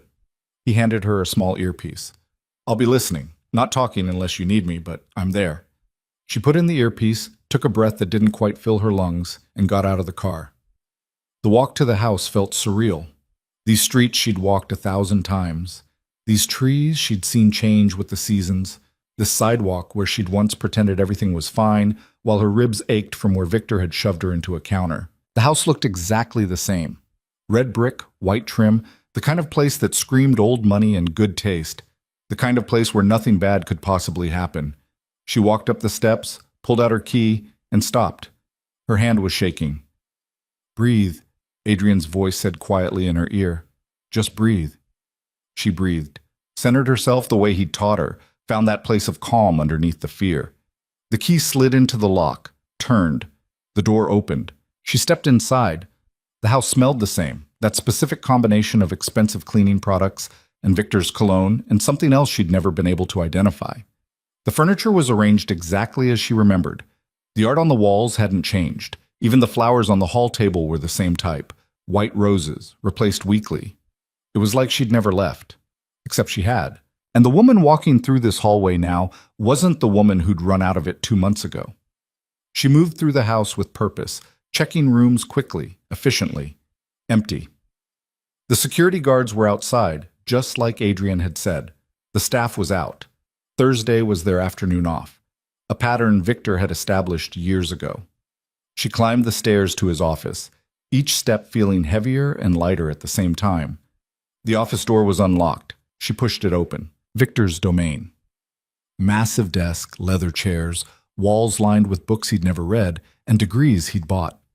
This was where he conducted business, where he made phone calls that destroyed companies and people with equal indifference. This was where he'd told her 3 years ago that she was lucky he'd married her, that no one else would have put up with her anxiety, her neediness, her fundamental inadequacy. She'd believed him then. She didn't now. Alara moved to the desk, planted the first bug underneath exactly where Adrian had instructed. The second went behind a bookshelf. The third in the air vent. 12 minutes. She was turning to leave when she heard it. The front door opening, footsteps in the hallway, Victor's voice talking to someone on the phone. I don't care what the inspector says. Make it work. I'm not losing that contract because some bureaucrat suddenly found his conscience. He was early. Alara's heart rate spiked. Every instinct screamed at her to find the exit, to run, to hide. But she didn't. She stayed exactly where she was, standing in his office, and waited. The footsteps came up the stairs, down the hall, stopped at the office door. Victor pushed it open, still on his phone, and froze. They stared at each other across the space of his office. He was exactly as she remembered, tall, handsome in that sharp-featured way, wearing a suit that probably cost $5,000. His expression cycled through surprise, relief, calculation, and settled on concerned husband. I'll call you back, he said into the phone. Ended the call, set it down carefully on the desk. Alara. His voice was warm, soft, everything she'd once thought meant love. Thank God, I've been so worried. Have you? Her voice came out steady. That surprised her. Of course I have, sweetheart. Where have you been? Are you okay? You look... He moved toward her, hands outstretched. She stepped back. He stopped, registered the movement, recalculated. It's okay, he said, like he was talking to something wild that might bolt. I'm not angry. I know you've been confused, stressed. Everything that happened, it was my fault. I pushed too hard. I should have been more understanding. It was textbook. Everything Dr. Chen had said he'd do, he was doing. I'm not confused, Alara said. No, of course not. You're stressed. It's been a difficult time. He gestured to the chairs. Sit, please. Let's talk about this. I don't want to sit. Okay, we'll stand. He smiled, that smile she'd once found charming. I'm just glad you're here. You're home. That's what matters. This isn't my home. Something flickered across his face. Gone in an instant, but she saw it. Irritation, anger, the mask slipping just slightly. Of course it is. This is our home, our life. Everything I've built has been for us. He took another step closer. Whatever happened, wherever you've been, it doesn't matter. We can work through this. I can help you. I don't need your help. Alara, sweetheart, yes you do. Look at you. You're shaking. You're scared. Let me help you. That's all I've ever wanted to do. He was right about one thing. She was shaking, but not from fear, from rage. You're lying, she said clearly. You've always been lying. His expression shifted, less warm, more clinical. Who told you that? Someone's been filling your head with ideas, turning you against me. Was it a therapist, some friend? His eyes narrowed. Where have you been staying? Does it matter? It matters because whoever's been influencing you has done damage. Real damage. You need professional help, Alara. Real help, not whatever amateur psychology you've been exposed to. He was trying to make her doubt herself, trying to make her question her own perception. She could see it happening, could see the mechanics of it. It didn't work. I'm leaving now, she said. No. The word came out harder. He caught himself, softened. No, you're not. You're going to sit down, we're going to talk about this like adults, and we're going to figure out how to get you the care you need. I said I'm leaving. She moved toward the door. He moved to block it. Alara, I'm trying to be patient here, but you're not thinking clearly. You need move. Not until we've talked this through. The situation crystallized. She was in his office, he was blocking the exit, and he thought she was still the woman who'd folded under pressure. She wasn't. Move, she said again, or I'll move you. He laughed, actually laughed. Sweetheart, you're not going to... She didn't let him finish. 3 months of training, hundreds of hours in the gym, everything Adrian had taught her about reading people and exploiting weaknesses. It all came together in one smooth motion. She faked left, he shifted to compensate, and she drove her palm into his solar plexus exactly like she'd been taught. Victor staggered back, gasping. She walked past him, out the door, down the stairs. Behind her, she could hear him recovering, could hear his footsteps following. Alara! God damn it, Alara! Get back here! She didn't run. Running would be giving him what he expected. She walked. Out the front door, down the steps, along the sidewalk. You can't just leave! His voice behind her, louder now, desperate. You're my wife! You're sick! Someone help me! She turned, looked at him standing on the steps of the house that was supposed to be her cage. I was never yours, she said, and I'm done pretending otherwise. Then she walked away. He didn't follow. The car was where Adrian said it would be, 2 blocks east. She got in, pulled the door shut, and only then did she start shaking. Not from fear. From the realization that she'd done it. She'd walked back into that house, faced the man who'd spent 3 years tearing her down, and walked back out on her own terms. Adrian was waiting when she got back to the estate. He took one look at her face and nodded. You did it. He came home early. I heard. He gestured to his ear. He'd been listening the whole time. You handled it. I hit him. You defended yourself. There's a difference. He walked with her toward the house. How do you feel? She thought about it. Expected to feel triumphant, vindicated, powerful. Instead, she just felt tired. Empty. she said. Good. Revenge feels like that when you actually get it. Hollow. Adrian held the door open for her, which means you're ready for the next part. Which is? Deciding what you actually want, not what you're running from, not what you're fighting against, what you want to run toward. They walked inside, and Alara realized he was right. She'd spent 3 years being Victor's wife, 2 months being Adrian's student. Now she had to figure out who she was when she wasn't defined by either of them. That night, alone in her room, she looked at herself in the mirror. The woman looking back was different from the one who'd hidden under a table 8 weeks ago. Stronger, leaner, carrying herself differently. But more than that, she was looking back. Not down, not away. Back. And that, Alara thought, was worth every bruise, every aching muscle, every sleepless night. She'd learned to stand still. Now she just had to figure out where to stand. The question sat with her for days. Adrian didn't push for an answer, didn't manufacture urgency where none existed.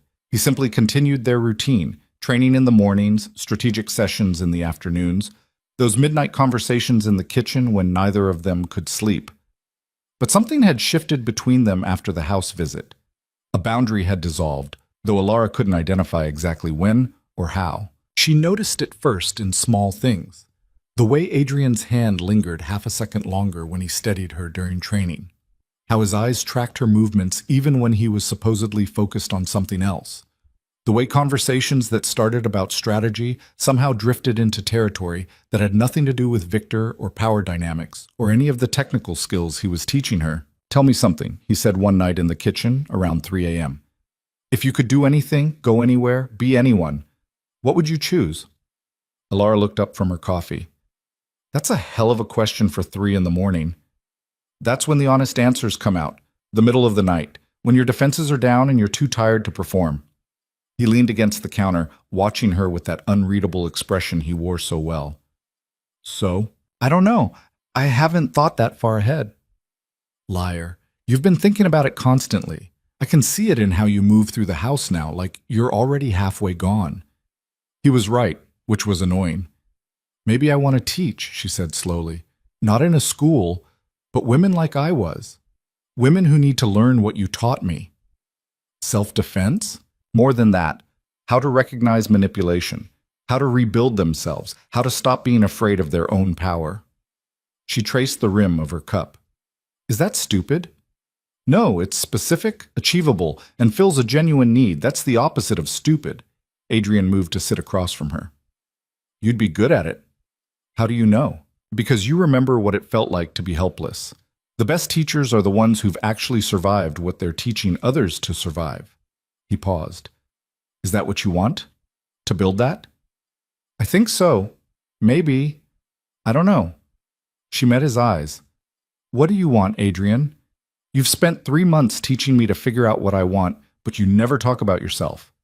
I have what I want. Empire, power, influence, the ability to make things happen with a phone call. That's not an answer. That's a resume. His mouth quirked slightly. Fair point. He was quiet for a moment, considering. I want to matter. Not in the way Victor matters, where it's all performance and ego. I want the work I do to actually change things, leave the world different than I found it. And does it, the work you do? Sometimes.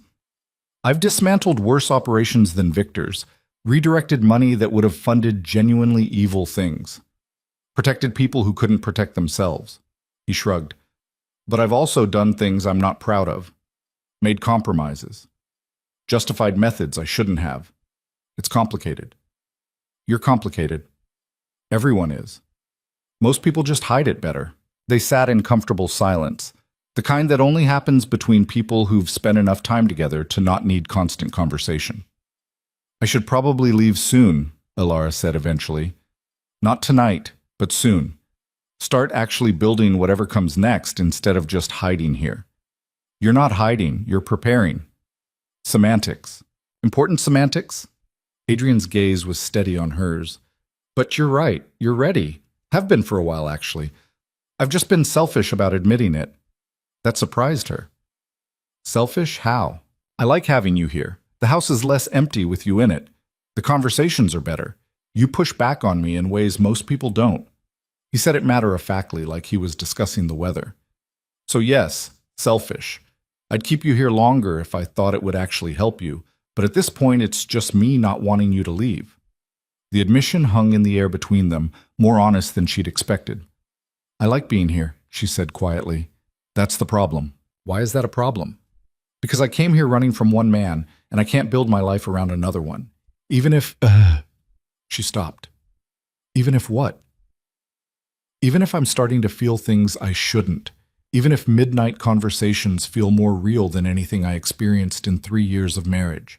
Even if the way you look at me makes me forget that I'm supposed to be focused on rebuilding myself, not wondering what would happen if I crossed this room and kissed you. She didn't say any of that. Even if it's comfortable here, she finished, comfort can be its own kind of cage. Adrian studied her for a long moment, and she had the unsettling feeling he'd heard everything she hadn't said. Then go, he said. When you're ready, leave. Build what you want to build. I'll give you resources, connections, whatever you need to start. He paused. But Ilara, understand something. You leaving doesn't mean this ends, whatever this is. What is this? I don't know yet, but I'd like the chance to find out when you're ready to find out too. Her heart was doing something arrhythmic in her chest. That's not fair. You can't just what? Be honest about wanting something? You spent 3 years with a man who turned every want into a weapon. I'm not him. When I want something, I say it directly. His eyes hadn't left hers. I want you. Not as a student, not as a project, not as someone I'm protecting. I want you as someone I enjoy, respect, and would very much like to take to bed. But I want you to want that too, freely, without any of the power dynamics or debt or gratitude confusing things.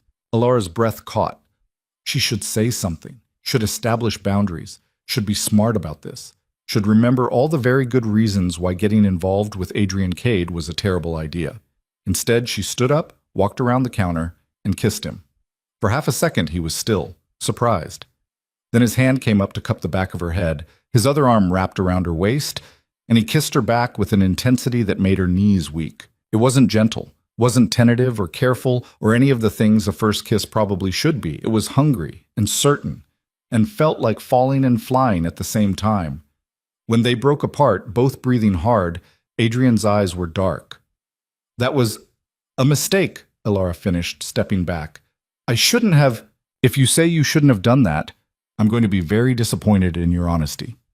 His hand was still on her waist, keeping her from retreating completely. You wanted to. I wanted to. We did. Those are just facts. Facts that complicate everything. Only if we let them. He released her, giving her space. But I meant what I said. I'm not going to push for more than you want to give. If that was a one-time thing, fine. If it's the beginning of something, also fine. You decide. Just like that? Just like that. I don't do games, Ilara. Life's too short, and I'm too old for pretending I don't want things I want. She stared at him, this man who'd just upended her carefully maintained emotional distance with brutal honesty, and a kiss that had felt like coming home and running away at the same time. I need to think, she said. Take all the time you need. She went back to her room, lay in bed staring at the ceiling, and absolutely did not think about the way Adrian's hands had felt on her waist, or how his mouth had tasted like coffee and certainty. The next morning, training was exactly the same as always. Adrian didn't reference the kiss, didn't treat her differently, didn't create any awkwardness that wasn't already there by virtue of Ilara being hyper-aware of every accidental touch. You're distracted, he said after she missed a block for the third time. What's going on? Nothing. Try again. I'm just tired. You're thinking too hard about something that isn't this mat. Either deal with it or set it aside, but don't split your attention. That's how you get hurt. He was right, which made her want to hit him. So she did, channeling all her frustration into a combination that actually made him work to defend. Better, he said, breathing slightly harder. Whatever you're angry about, use it. They sparred for another hour, and by the end, Ilara was too physically exhausted to be mentally tangled. Good session, Adrian said, tossing her a towel. You're getting faster. Or you're getting slower. That's deeply insulting and statistically improbable. But he smiled slightly. Take the afternoon off. You've earned it. She spent the afternoon in the gardens, trying to organize thoughts that refused to organize. The truth was simple and complicated at the same time. She was attracted to Adrian. Had been for weeks, if she was honest with herself. But attraction built in captivity, even comfortable captivity, wasn't trustworthy. She needed distance to know if what she felt was real or just gratitude wrapped in proximity, which meant she needed to leave. The realization settled heavy in her chest. That night, she found Adrian in his office and knocked on the open door. "Can we talk?" He looked up from whatever he was working on. "Of course, come in." She sat in the chair across from his desk, the same chair she'd sat in a dozen times while he taught her how to read financial statements and spot manipulation tactics. "I'm leaving," she said. "Not tonight, but soon. A week, maybe 2. I need to start building something that's mine." Adrian leaned back, his expression unreadable. "Okay. That's it? Just okay? What else would you like me to say? That I disagree? I don't. That I want you to stay? I do, but not at the cost of you actually living your life." And he paused. "Where will you go?" "I don't know yet. Somewhere I can start setting up the training program I mentioned. Somewhere Victor can't find me easily. Somewhere that's mine. I can help with that. Property, funding, connections to the right people. I know you can, but I need to do some of it myself. Otherwise, it's just another version of being taken care of." "Fair." He pulled out a card from his desk drawer, slid it across to her. "Bank account. It's yours. Enough money to start whatever you're building and live comfortably while you build it. Not a loan, not conditional. Yours." Alara stared at the card. "Adrian, I can't." "You can, and you will. Because I told you I'd give you resources to start over, and I keep my word." His voice was firm. "This isn't charity or control. It's an investment in something I believe in. You." She picked up the card, feeling its weight. "Why are you doing this?" "Because I can. Because you've earned it. Because watching you walk out of Victor's house that day was the most satisfying thing I've seen in years, and I want to see what you do next." He met her eyes. "And because I care about what happens to you, even if you're not here. The kiss doesn't change anything unless you want it to. You can leave, build your life, never see me again. Or you can leave, build your life, and maybe we figure out what this is when you're on solid ground." He shrugged. "Either way, the money's yours." Alara felt something crack in her chest. "You're impossible." "I've been told that before." "I'm serious. You're offering me everything I need to leave, no strings attached, after admitting you want me to stay. That's complicated. I know, but it's honest, and I'd rather be honest and complicated than simple and manipulative." Adrian stood, walked around the desk, leaned against it in front of her. "Alara, if you stay because I made you financially dependent on staying, that's just Victor with better manners. I don't want that. I want you to choose me. If you choose me, because you actually want to, not because you need to. And if I don't choose you, then I'll be disappointed, but I'll survive. I survived 35 years before you crawled under my table. I can survive whatever comes after you leave." His voice was steady, certain. "But I hope you do. Choose me, I mean. Eventually. When you're ready." She stood and suddenly they were very close. Close enough that she could smell his cologne and see the flecks of gold in his dark eyes. "I need time," she said. "Take it. I need space. You'll have it. I need to figure out who I am when I'm not defined by the men in my life." "You should. Stop agreeing with me. It's making this harder." "What do you want me to say? That you're wrong?" "You're not." He lifted his hand, hesitated, then brushed a strand of hair behind her ear. "I want you, Alara, but I want you whole, not broken and dependent. So go. Build your life. Become whoever you're going to become. And if, when you're done, you want to come back and see if this thing between us is real, I'll be here." She kissed him again. Couldn't help it. This time it was slower, deeper, tinged with something that felt like goodbye and promise tangled together. When they broke apart, Adrian rested his forehead against hers. 2 weeks, he said quietly. 2 weeks, she agreed. The next 13 days passed in a strange suspension of time. They maintained routines, training, strategy sessions, midnight conversations. But everything felt different, weighted with awareness and impending absence. Adrian helped her plan. Found a property in a city 3 hours north, an old community center that could be converted into a training facility.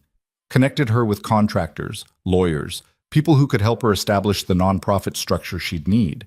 "This is your board of directors," he said one afternoon, showing her a list of names. "All of them vetted, all of them genuinely interested in the mission. You'll need to interview them, make sure they're a fit, but they're a good starting point." "How did you find these people so fast?" "I made some calls, asked some favors. People who owe me, people who believe in what you're building." He scrolled through the list. "This one, Margaret Chen, she runs a women's shelter. She'll understand what you're trying to do better than most." Alara looked at the list, at this infrastructure he'd assembled for her dream in less than 2 weeks. "Thank you," she said inadequately.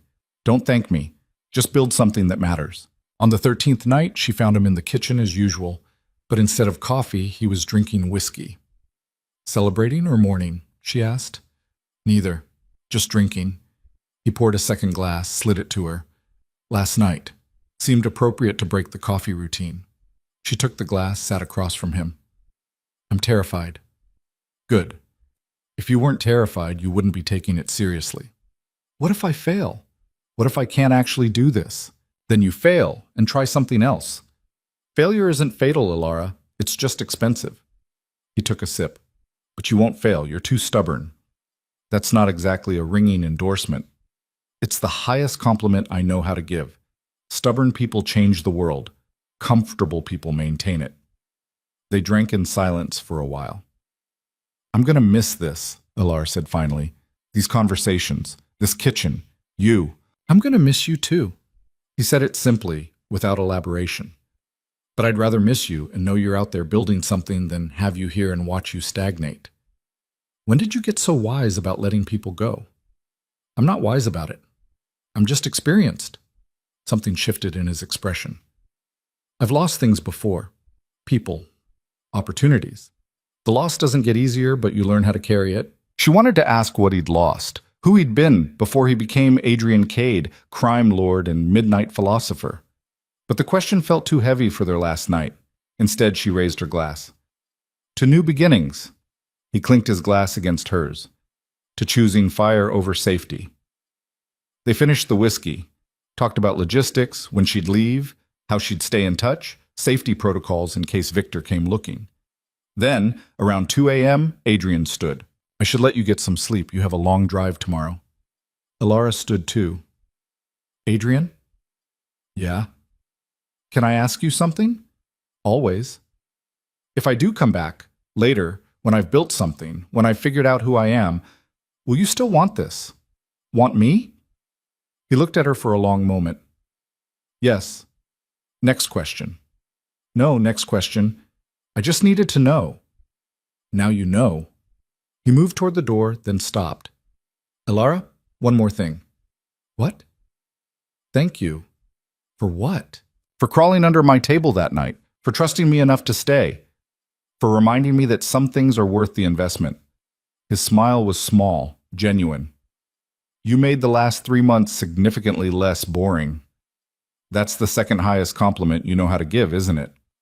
"It is." She crossed the room, kissed him one more time. Not desperate or hungry like before, but soft, deliberate. A promise instead of a goodbye. "I'll see you," she said. "I'm counting on it." Then he left, and Alara stood alone in the kitchen where she'd spent dozens of nights rebuilding herself piece by piece. Morning came too fast. Her bags were already packed, already loaded in the car Adrian had bought for her. Nothing flashy, reliable, and anonymous. He'd wanted to give her something expensive. She'd insisted on something practical. They'd compromised on something in between. She found him in the gym, going through his usual routine. "You're up early," she said. "Couldn't sleep." He didn't stop moving. "Car's ready. Tank's full. I had Marco put an emergency kit in the trunk, cash, burner phone, first aid supplies. Probably overkill, but better prepared than sorry.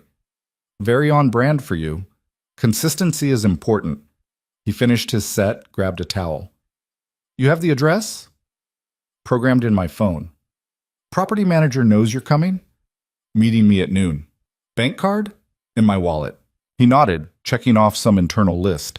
Then he just stood there, looking at her. This is harder than I thought it would be, he said finally. For me, too. Good. I'd hate to be suffering alone. She smiled despite the tightness in her throat. I should go, before I lose my nerve. You won't lose your nerve, but yes, you should go. He walked her to the front door where her car was waiting. Rosalind was there too, along with Marco and Dr. Shen, and even a few other staff members Alara had gotten to know over the past months. They'd come to say goodbye. You take care of yourself, Dr. Shen said, hugging her briefly. And if you need anything, medical advice, referrals for your program, anything, you call me.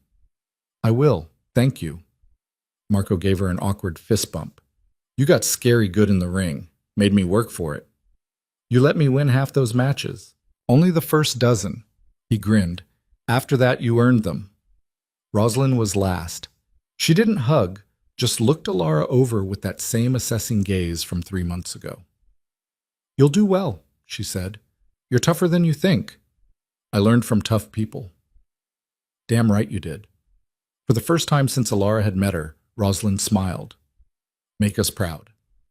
Then it was just Adrian walking her to the car. I don't know what to say, Alara admitted. Then don't say anything. Just drive safe, call when you get there, and build something that scares you. That's very specific advice. I'm a specific person. He opened the car door for her. Alara? Yeah? When you're ready, and only when you're ready, come back. I'll be here. She wanted to say something profound, something that captured what the last 3 months had meant. But all she managed was, I know. Then she got in the car, started the engine, and drove away from the estate that had been her refuge and training ground and the place where she'd learned to be someone other than Victor's broken wife. In the rearview mirror, she watched Adrian standing in the driveway, hands in his pockets, watching her leave. She didn't cry until she was 10 miles down the highway. The city 3 hours north was smaller than she'd expected, the kind of place where people still said hello on the street and knew their neighbors' names. The community center Adrian had found was perfect. Large enough for her vision, run down enough to be affordable, positioned in a neighborhood that needed exactly what she wanted to build. The property manager, a woman in her 50s named Paula, showed her around. Previous owner used it for youth programs, Paula explained. Basketball, after-school care, that kind of thing. Went under during the pandemic, been sitting empty since. It's structurally sound, just needs cosmetic work and updated equipment. Alara walked through the space, seeing past the water stains and peeling paint to what it could become. Training mats here, office space there, a quiet room for counseling, a larger room for group sessions. I'll take it, she said. Paula blinked. Don't you want to think about it? See other properties? No, this is it. This is perfect. Signing the lease felt surreal. Writing her own name on legal documents, making decisions without checking with anyone, committing to something that was entirely hers. That night, alone in the small apartment she'd rented above a coffee shop, Alara called Adrian. He answered on the first ring. You made it. I made it. The property is perfect. I'm signing the lease tomorrow. Good. Send me the details and I'll have my lawyers review it. Adrian, I can handle... I know you can. But humor me. One last thing, then I'll back off and let you build this yourself. She smiled despite herself. One last thing. One last thing, he agreed. How are you feeling? Terrified, excited, lonely, hopeful. All of it at once. That sounds about right. She heard ice clinking in a glass on his end. The kitchen's too quiet without you. Find someone else to have midnight conversations with.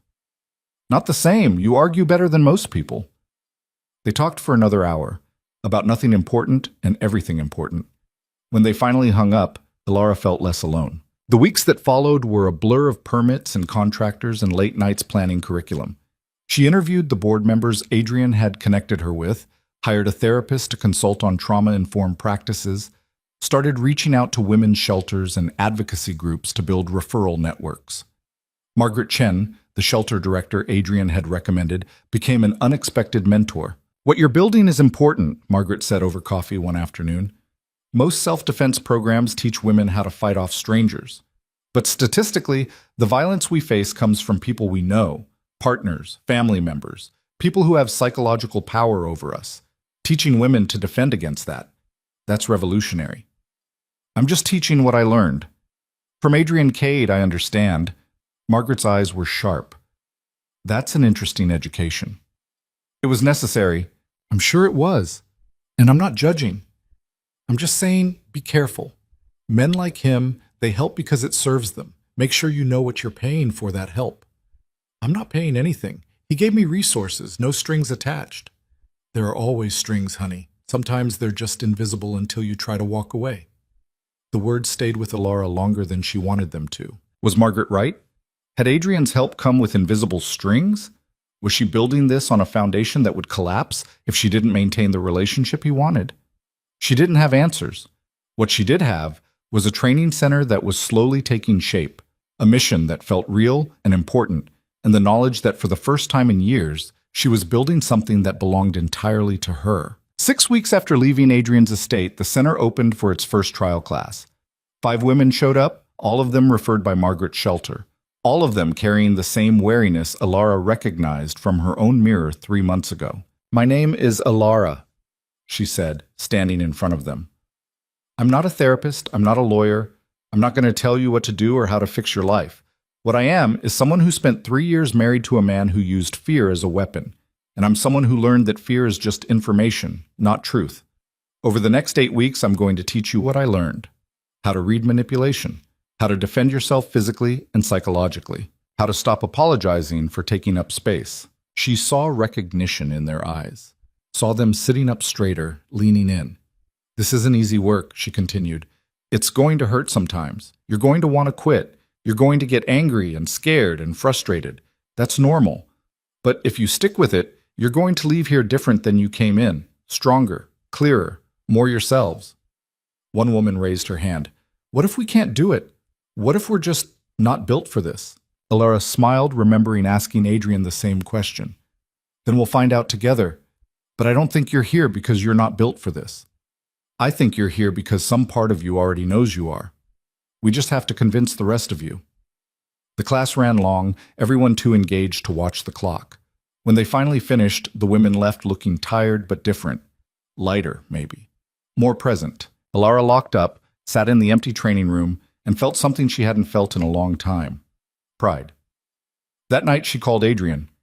"First class went well," she said when he answered. "I knew it would. Tell me about it." She told him everything, the women who'd shown up, the exercises she'd taught, the moment when she'd seen one of them land a solid hit and start laughing with surprise at her own power. "You sound happy," Adrian said when she finished. "I am. It's exactly what I wanted to build." "Good. You've earned it." He paused. "I'm proud of you, Alara." The words hit harder than she expected. "Thank you. I mean it. What you're doing matters." They talked until late, and when Alara finally hung up, she realized Margaret was wrong.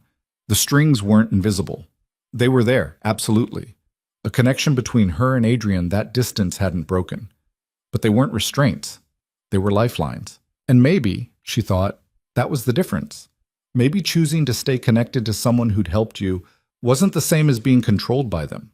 Maybe freedom wasn't about cutting every tie. Maybe it was about choosing which ones to keep.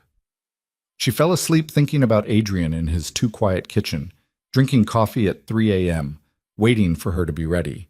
And for the first time, she let herself imagine what it might look like when she was 3 months became 6. 6 became 9. The training center grew beyond what Alara had imagined. What started as one class of 5 women became 3 classes of 12, then 5 classes, then a waiting list. Women came from shelters, from referrals, from seeing the small sign she'd hung outside that simply said, "Learn to take up space." She hired 2 instructors, both women with their own stories, their own scars. Maria had been a competitive boxer before her ex-husband broke her hand in 4 places and told her she'd never fight again. She'd proven him wrong. Tasha was a former Marine who'd survived military sexual assault and spent years learning how to trust her own strength again. Together, they built something that wasn't just about self-defense. It was about rewiring the fundamental assumption that safety meant making yourself smaller. "Defense is just the beginning," Alara told each new group. "What we're really teaching you is that you deserve to exist loudly, That taking up space isn't selfish, that your fear doesn't make you weak. What you do with that fear is what matters. The words were Adrian's, filtered through her own experience. She thought about him often, especially late at night when the center was empty and she was doing paperwork in her small office. They still talked regularly, weekly calls that sometimes lasted hours, sometimes just minutes. He never asked when she was coming back, never pressured, just listened to her talk about the women she was teaching, the small victories, the hard days. One of my students confronted her ex today, she told him during one of those calls, about 8 months in. In court. Restraining order hearing. She said she kept hearing my voice in her head saying fear is just information, and it got her through the testimony. How'd it go? She got the order. Full year. No contact. Elara leaned back in her chair. She cried afterward. Not from fear, from relief. Like she'd finally proved to herself that she could do hard things. That's you, Adrian said. That's what you built. I just showed her what was already there. Same thing I did with you. Doesn't make it less significant. She heard him moving around, probably in that kitchen. You sound tired. I am tired. Good tired, but tired. She rubbed her eyes. How are things there? Busy. Victor's Philadelphia project finally imploded last month. Spectacular collapse, federal investigation, the works. He's trying to contain it, but he's hemorrhaging partners. Elara felt a twinge of something that wasn't quite satisfaction. You did that. I created circumstances. He did the rest himself. Adrian paused. He's been asking about you. Not directly, but putting out feelers, trying to figure out where you went. Has he found anything? No.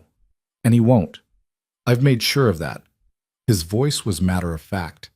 But Elara, eventually he's going to stop looking for you and start looking for closure. Men like him don't handle loose ends well. You should be prepared for him to reach out. I am prepared. I'm not the same person who ran from him. I know. But knowing something intellectually and facing it emotionally are different things. Just be careful. Always. She smiled despite the heaviness of the topic. When's the last time you slept? Define sleep. More than 3 hours consecutively. Then it's been a while. He sounded amused. Are you mothering me, Elara? Someone should. You're terrible at taking care of yourself. I have people for that. Having people and actually letting them take care of you are different things. Fair point. She heard liquid pouring, coffee, probably. I miss you. The words landed soft but deliberate. He said them sometimes, never demanding a response, just stating fact. I miss you too, she said, like she always did. But I'm not ready yet. I know. I'm patient. Are you? Or are you just stubborn? Both. They're not mutually exclusive. They talked for another hour, about nothing and everything. When they hung up, Elara sat in her empty office and let herself imagine just for a moment what it would be like to go back, to see him in person instead of through a phone, to finish what they'd started in that kitchen 9 months ago. But not yet. She still had work to do here, on herself, on the center, on proving that she could build something that lasted without needing rescue or support or safety nets. The call from Victor came 2 weeks later. Elara was in the middle of teaching a class when her phone buzzed with an unknown number. She ignored it. 15 minutes later, it buzzed again. Same number. After class, she checked her voicemail. Elara, it's me. I know you probably don't want to hear from me, but we need to talk. There are things, legal things, financial things, that we need to resolve. I'm not angry. I'm not trying to force you to come back. I just need closure on some items. Please call me back. His voice was measured, reasonable, the tone he used when he was trying to sound non-threatening while absolutely being a threat. She deleted the voicemail and called Adrian. He contacted you, Adrian said immediately, not even greeting her. How did you? Because his lawyer filed a petition this morning to have you declared legally incompetent. He's going for conservatorship over your assets and medical decisions. Adrian's voice was tight. It's a power play. If he can't find you, he'll use the legal system to force you out of hiding. Elara felt cold. Can he do that? He can try. It won't work. You're demonstrably competent, gainfully employed, living independently, but the process itself is designed to be invasive and expensive. He's betting you'll contact him to make it stop, which is exactly what he wants. Exactly. Adrian paused. But Elara, there's an alternative. Which is? You file for divorce first, on grounds of abuse, with documentation. His voice shifted, became more businesslike. I've spent 9 months collecting evidence, financial records showing his laundering operations, testimony from his former employees about his methods, medical records from your stitches that night, the recording from the bugs you planted in his office, all of it building a case that he's both an abuser and a criminal.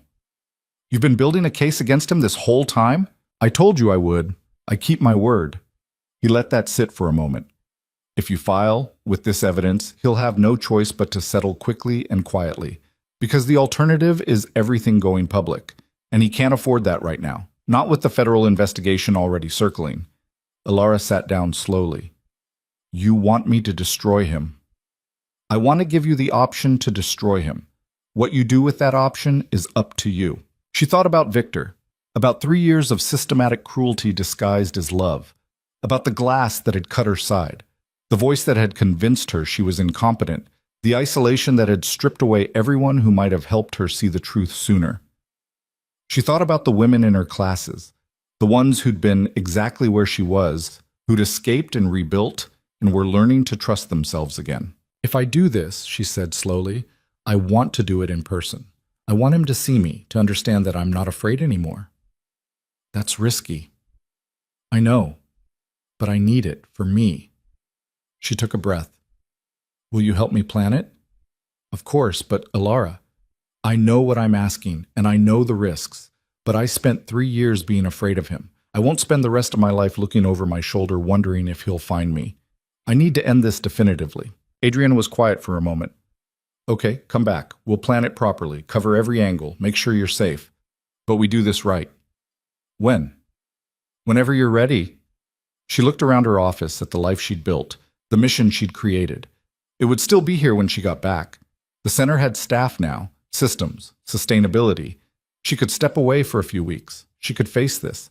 I'll be there tomorrow, she said. The drive back to Adrian's estate felt different than the drive away had. Then, she'd been running toward possibility. Now she was driving toward resolution. He was waiting when she pulled up, standing in the same spot where he'd watched her leave 9 months ago.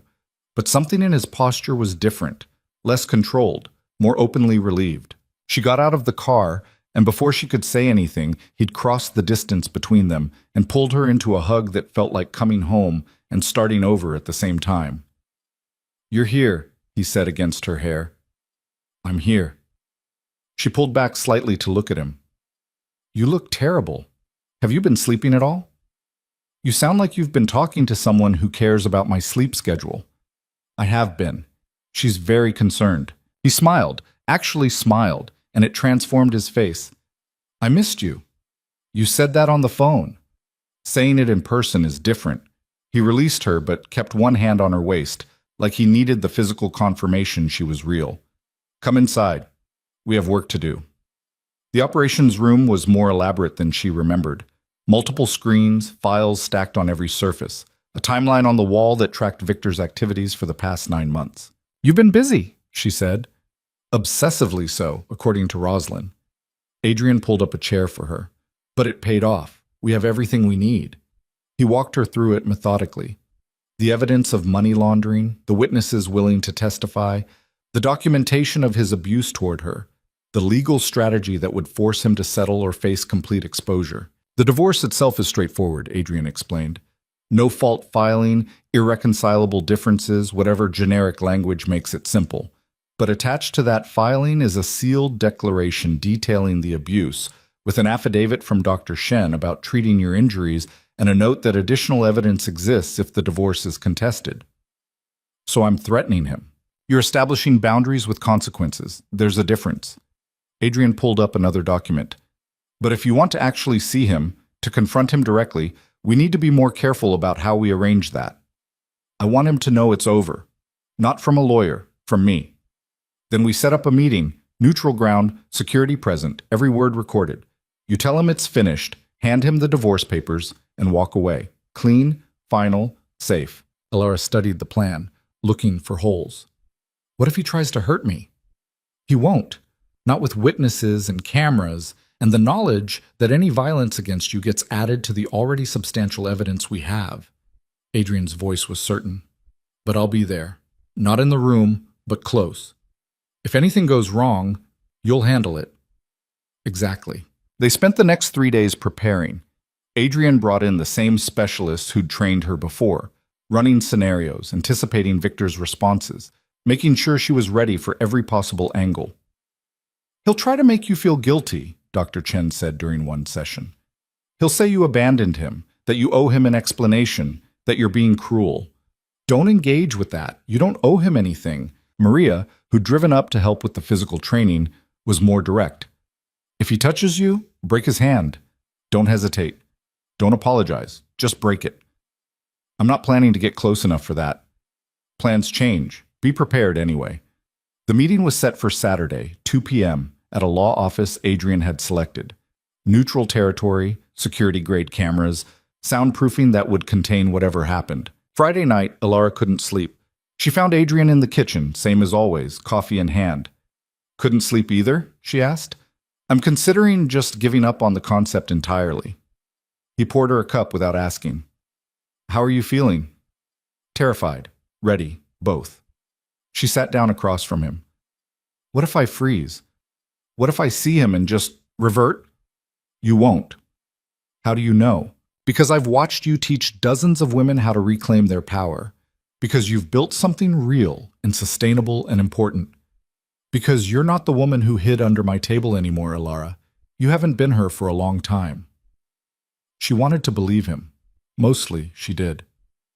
What happens after? She asked. After tomorrow? After the divorce is final? After all of this is done? Adrian looked at her steadily.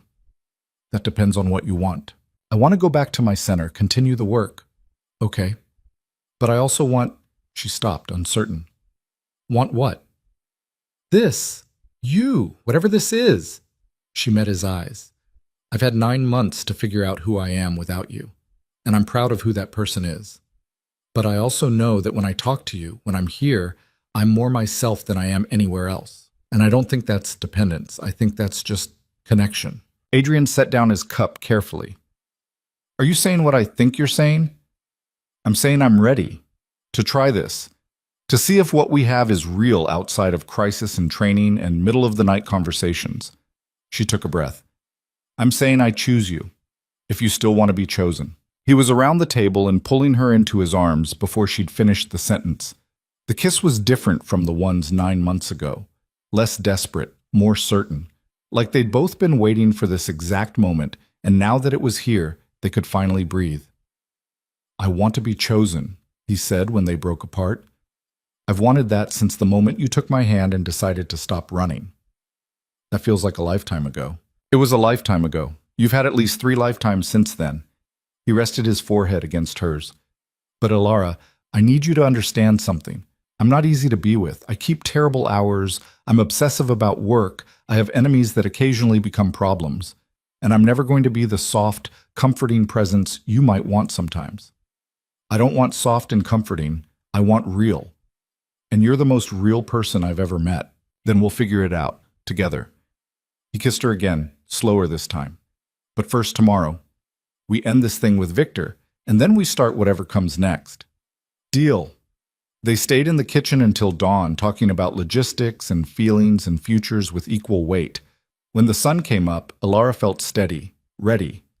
Saturday arrived with clear skies and cold wind. Adrian drove her to the law office himself, neither of them speaking much. What was there to say that hadn't already been said? The building was nondescript, professional, the kind of place where divorces and business deals happened with equal frequency. Adrian's lawyers were already there, set up in a conference room on the 3rd floor. He'll arrive in 10 minutes, one of them said. We've verified he's coming alone, no legal representation, as requested. The moment he becomes aggressive or threatening, we end the meeting and proceed with the full filing. Ilara nodded, trying to calm her racing heart. Adrian pulled her aside. I'll be in the room next door. You won't see me, but I'll see and hear everything. If you need me, just say my name. I won't need you, but thank you. I know you won't, but I needed to say it anyway. He hesitated, then kissed her forehead. You've got this. Then he was gone, and Ilara was alone in the conference room with Adrian's lawyers and her own racing thoughts. Victor arrived exactly on time. She heard his voice in the hallway, thanking someone for directions. Then the door opened and he walked in. He looked older, tired. The federal investigation was taking its toll. She could see it in the lines around his eyes, the way he held himself. But he was still Victor, tall, commanding, used to being the most powerful person in any room. His eyes found her, and something complicated crossed his face. Relief, anger, calculation, something that might have been actual emotion. Ilara. He said her name like a prayer or a curse. She couldn't tell which. You look different. I am different. He sat down across from her, ignoring the lawyers. I've spent 9 months looking for you. Do you have any idea what that's been like? The worry, the fear that something had happened to you? I know exactly what that's like. I lived with it for 3 years. The words landed like a slap. Victor's expression tightened. I don't know what you think you're doing here, he said, his voice dropping into that dangerous calm she remembered. But this little disappearing act ends now. You're coming home. We're going to get you proper help, and we're going to fix this marriage like adults. We're not fixing anything. We're ending it. She slid the divorce papers across the table. I'm filing for divorce. You can sign these now and make it simple, or you can contest it and make it very complicated. Your choice. Victor stared at the papers, then at her. You can't be serious. Completely serious. Ilara, you're not thinking clearly. Whoever's been influencing you, filling your head with ideas, no one's influencing me. I'm making my own choices. For the first time in years, I'm making my own choices. This is insane. You need help. Professional help. And I'm willing to get you that help, but you have to stop this nonsense and come home. She'd expected this, had prepared for it, but hearing it still made her angry. I'm not sick, Victor. I was never sick. You just needed me to believe I was so you could control me. She leaned forward. But I'm done being controlled. Sign the papers. And if I don't? His voice turned cold. What then? You think you can just walk away from 3 years of marriage? From everything I've given you? From the life we built? The life you built. I was just a decoration in it. She kept her voice steady. And yes, I can walk away. I already did. This is just making it legal. Victor's jaw clenched. She could see him calculating, trying to find an angle. You know about the conservatorship petition, he said. My lawyers tell me it's solid. If you won't come home voluntarily, I'll have you declared incompetent and brought home legally. That petition will fail. I'm employed, independent, demonstrably competent. You have no case.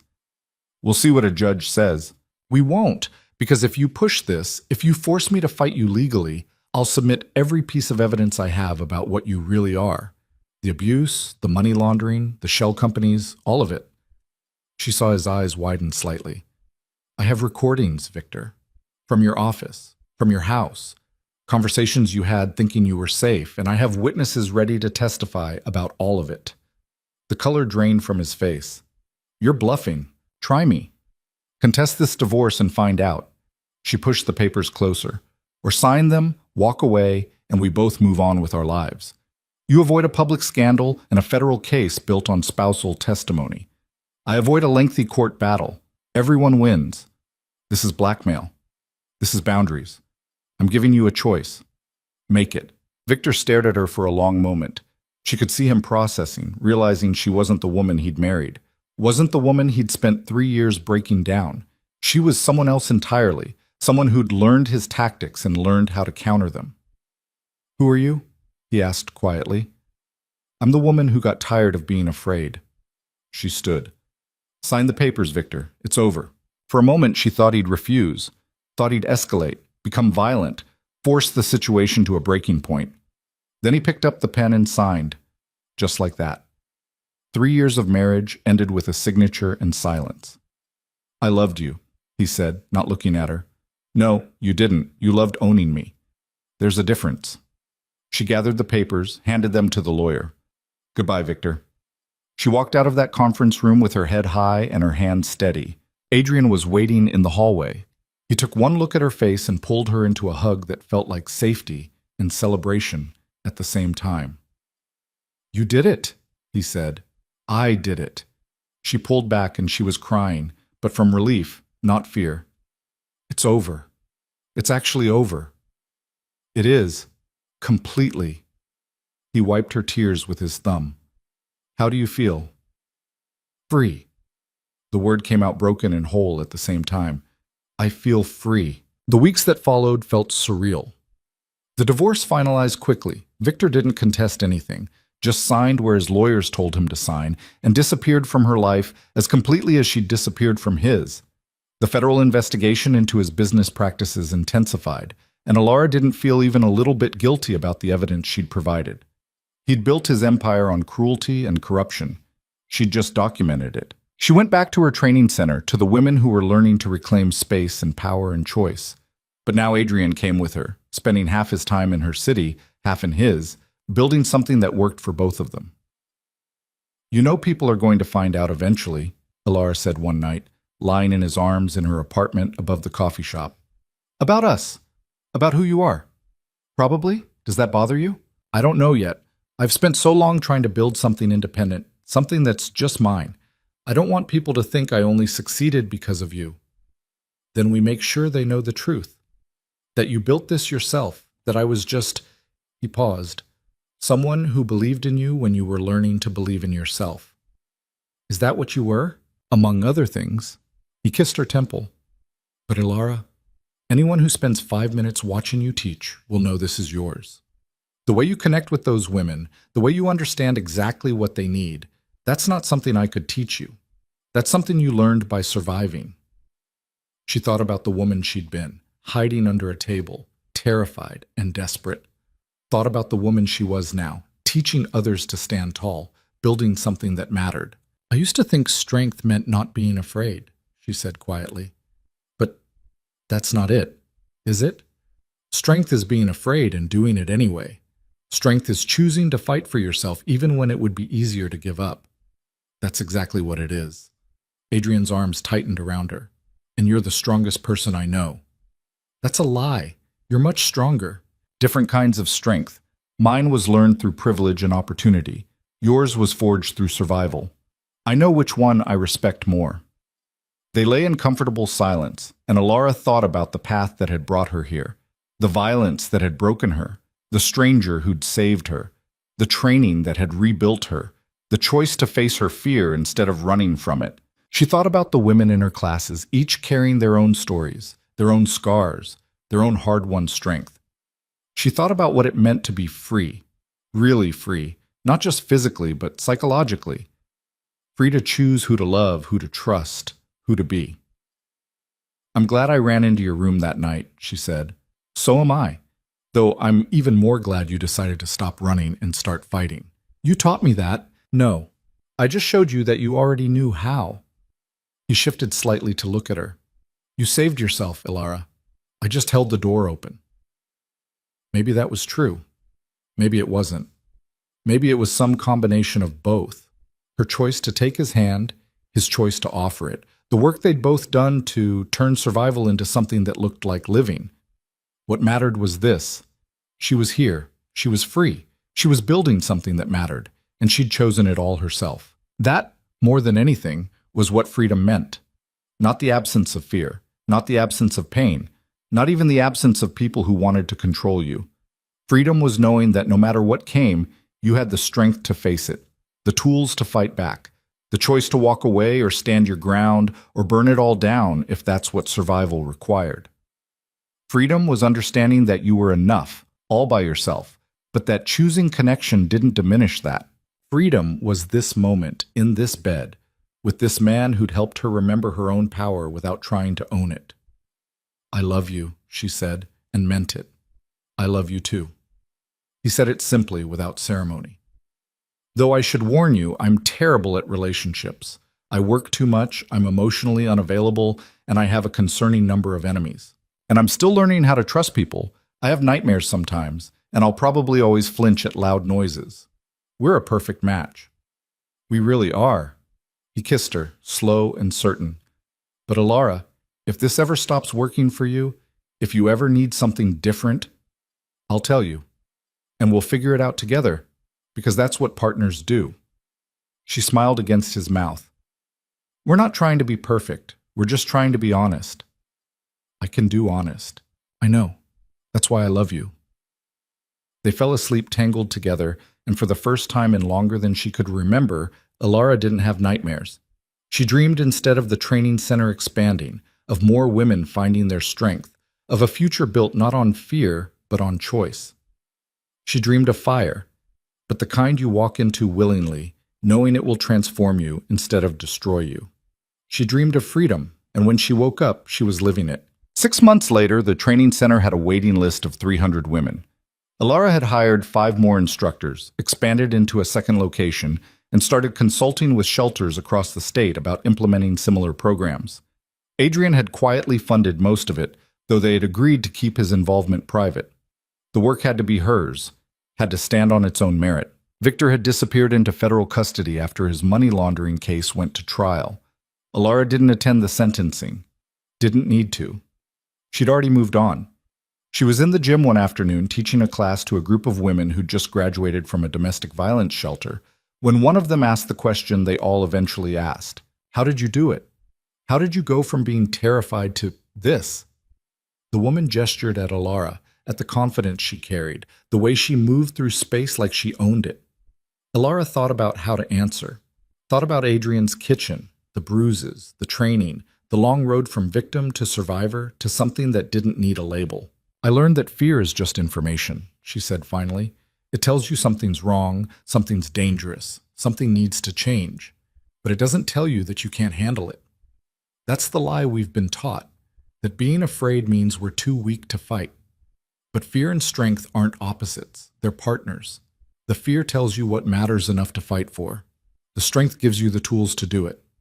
But what if we're not strong enough? You are. You're here, aren't you? You survived whatever brought you to that shelter. You're taking this class instead of giving up. That's strength. You just have to learn how to recognize it in yourself.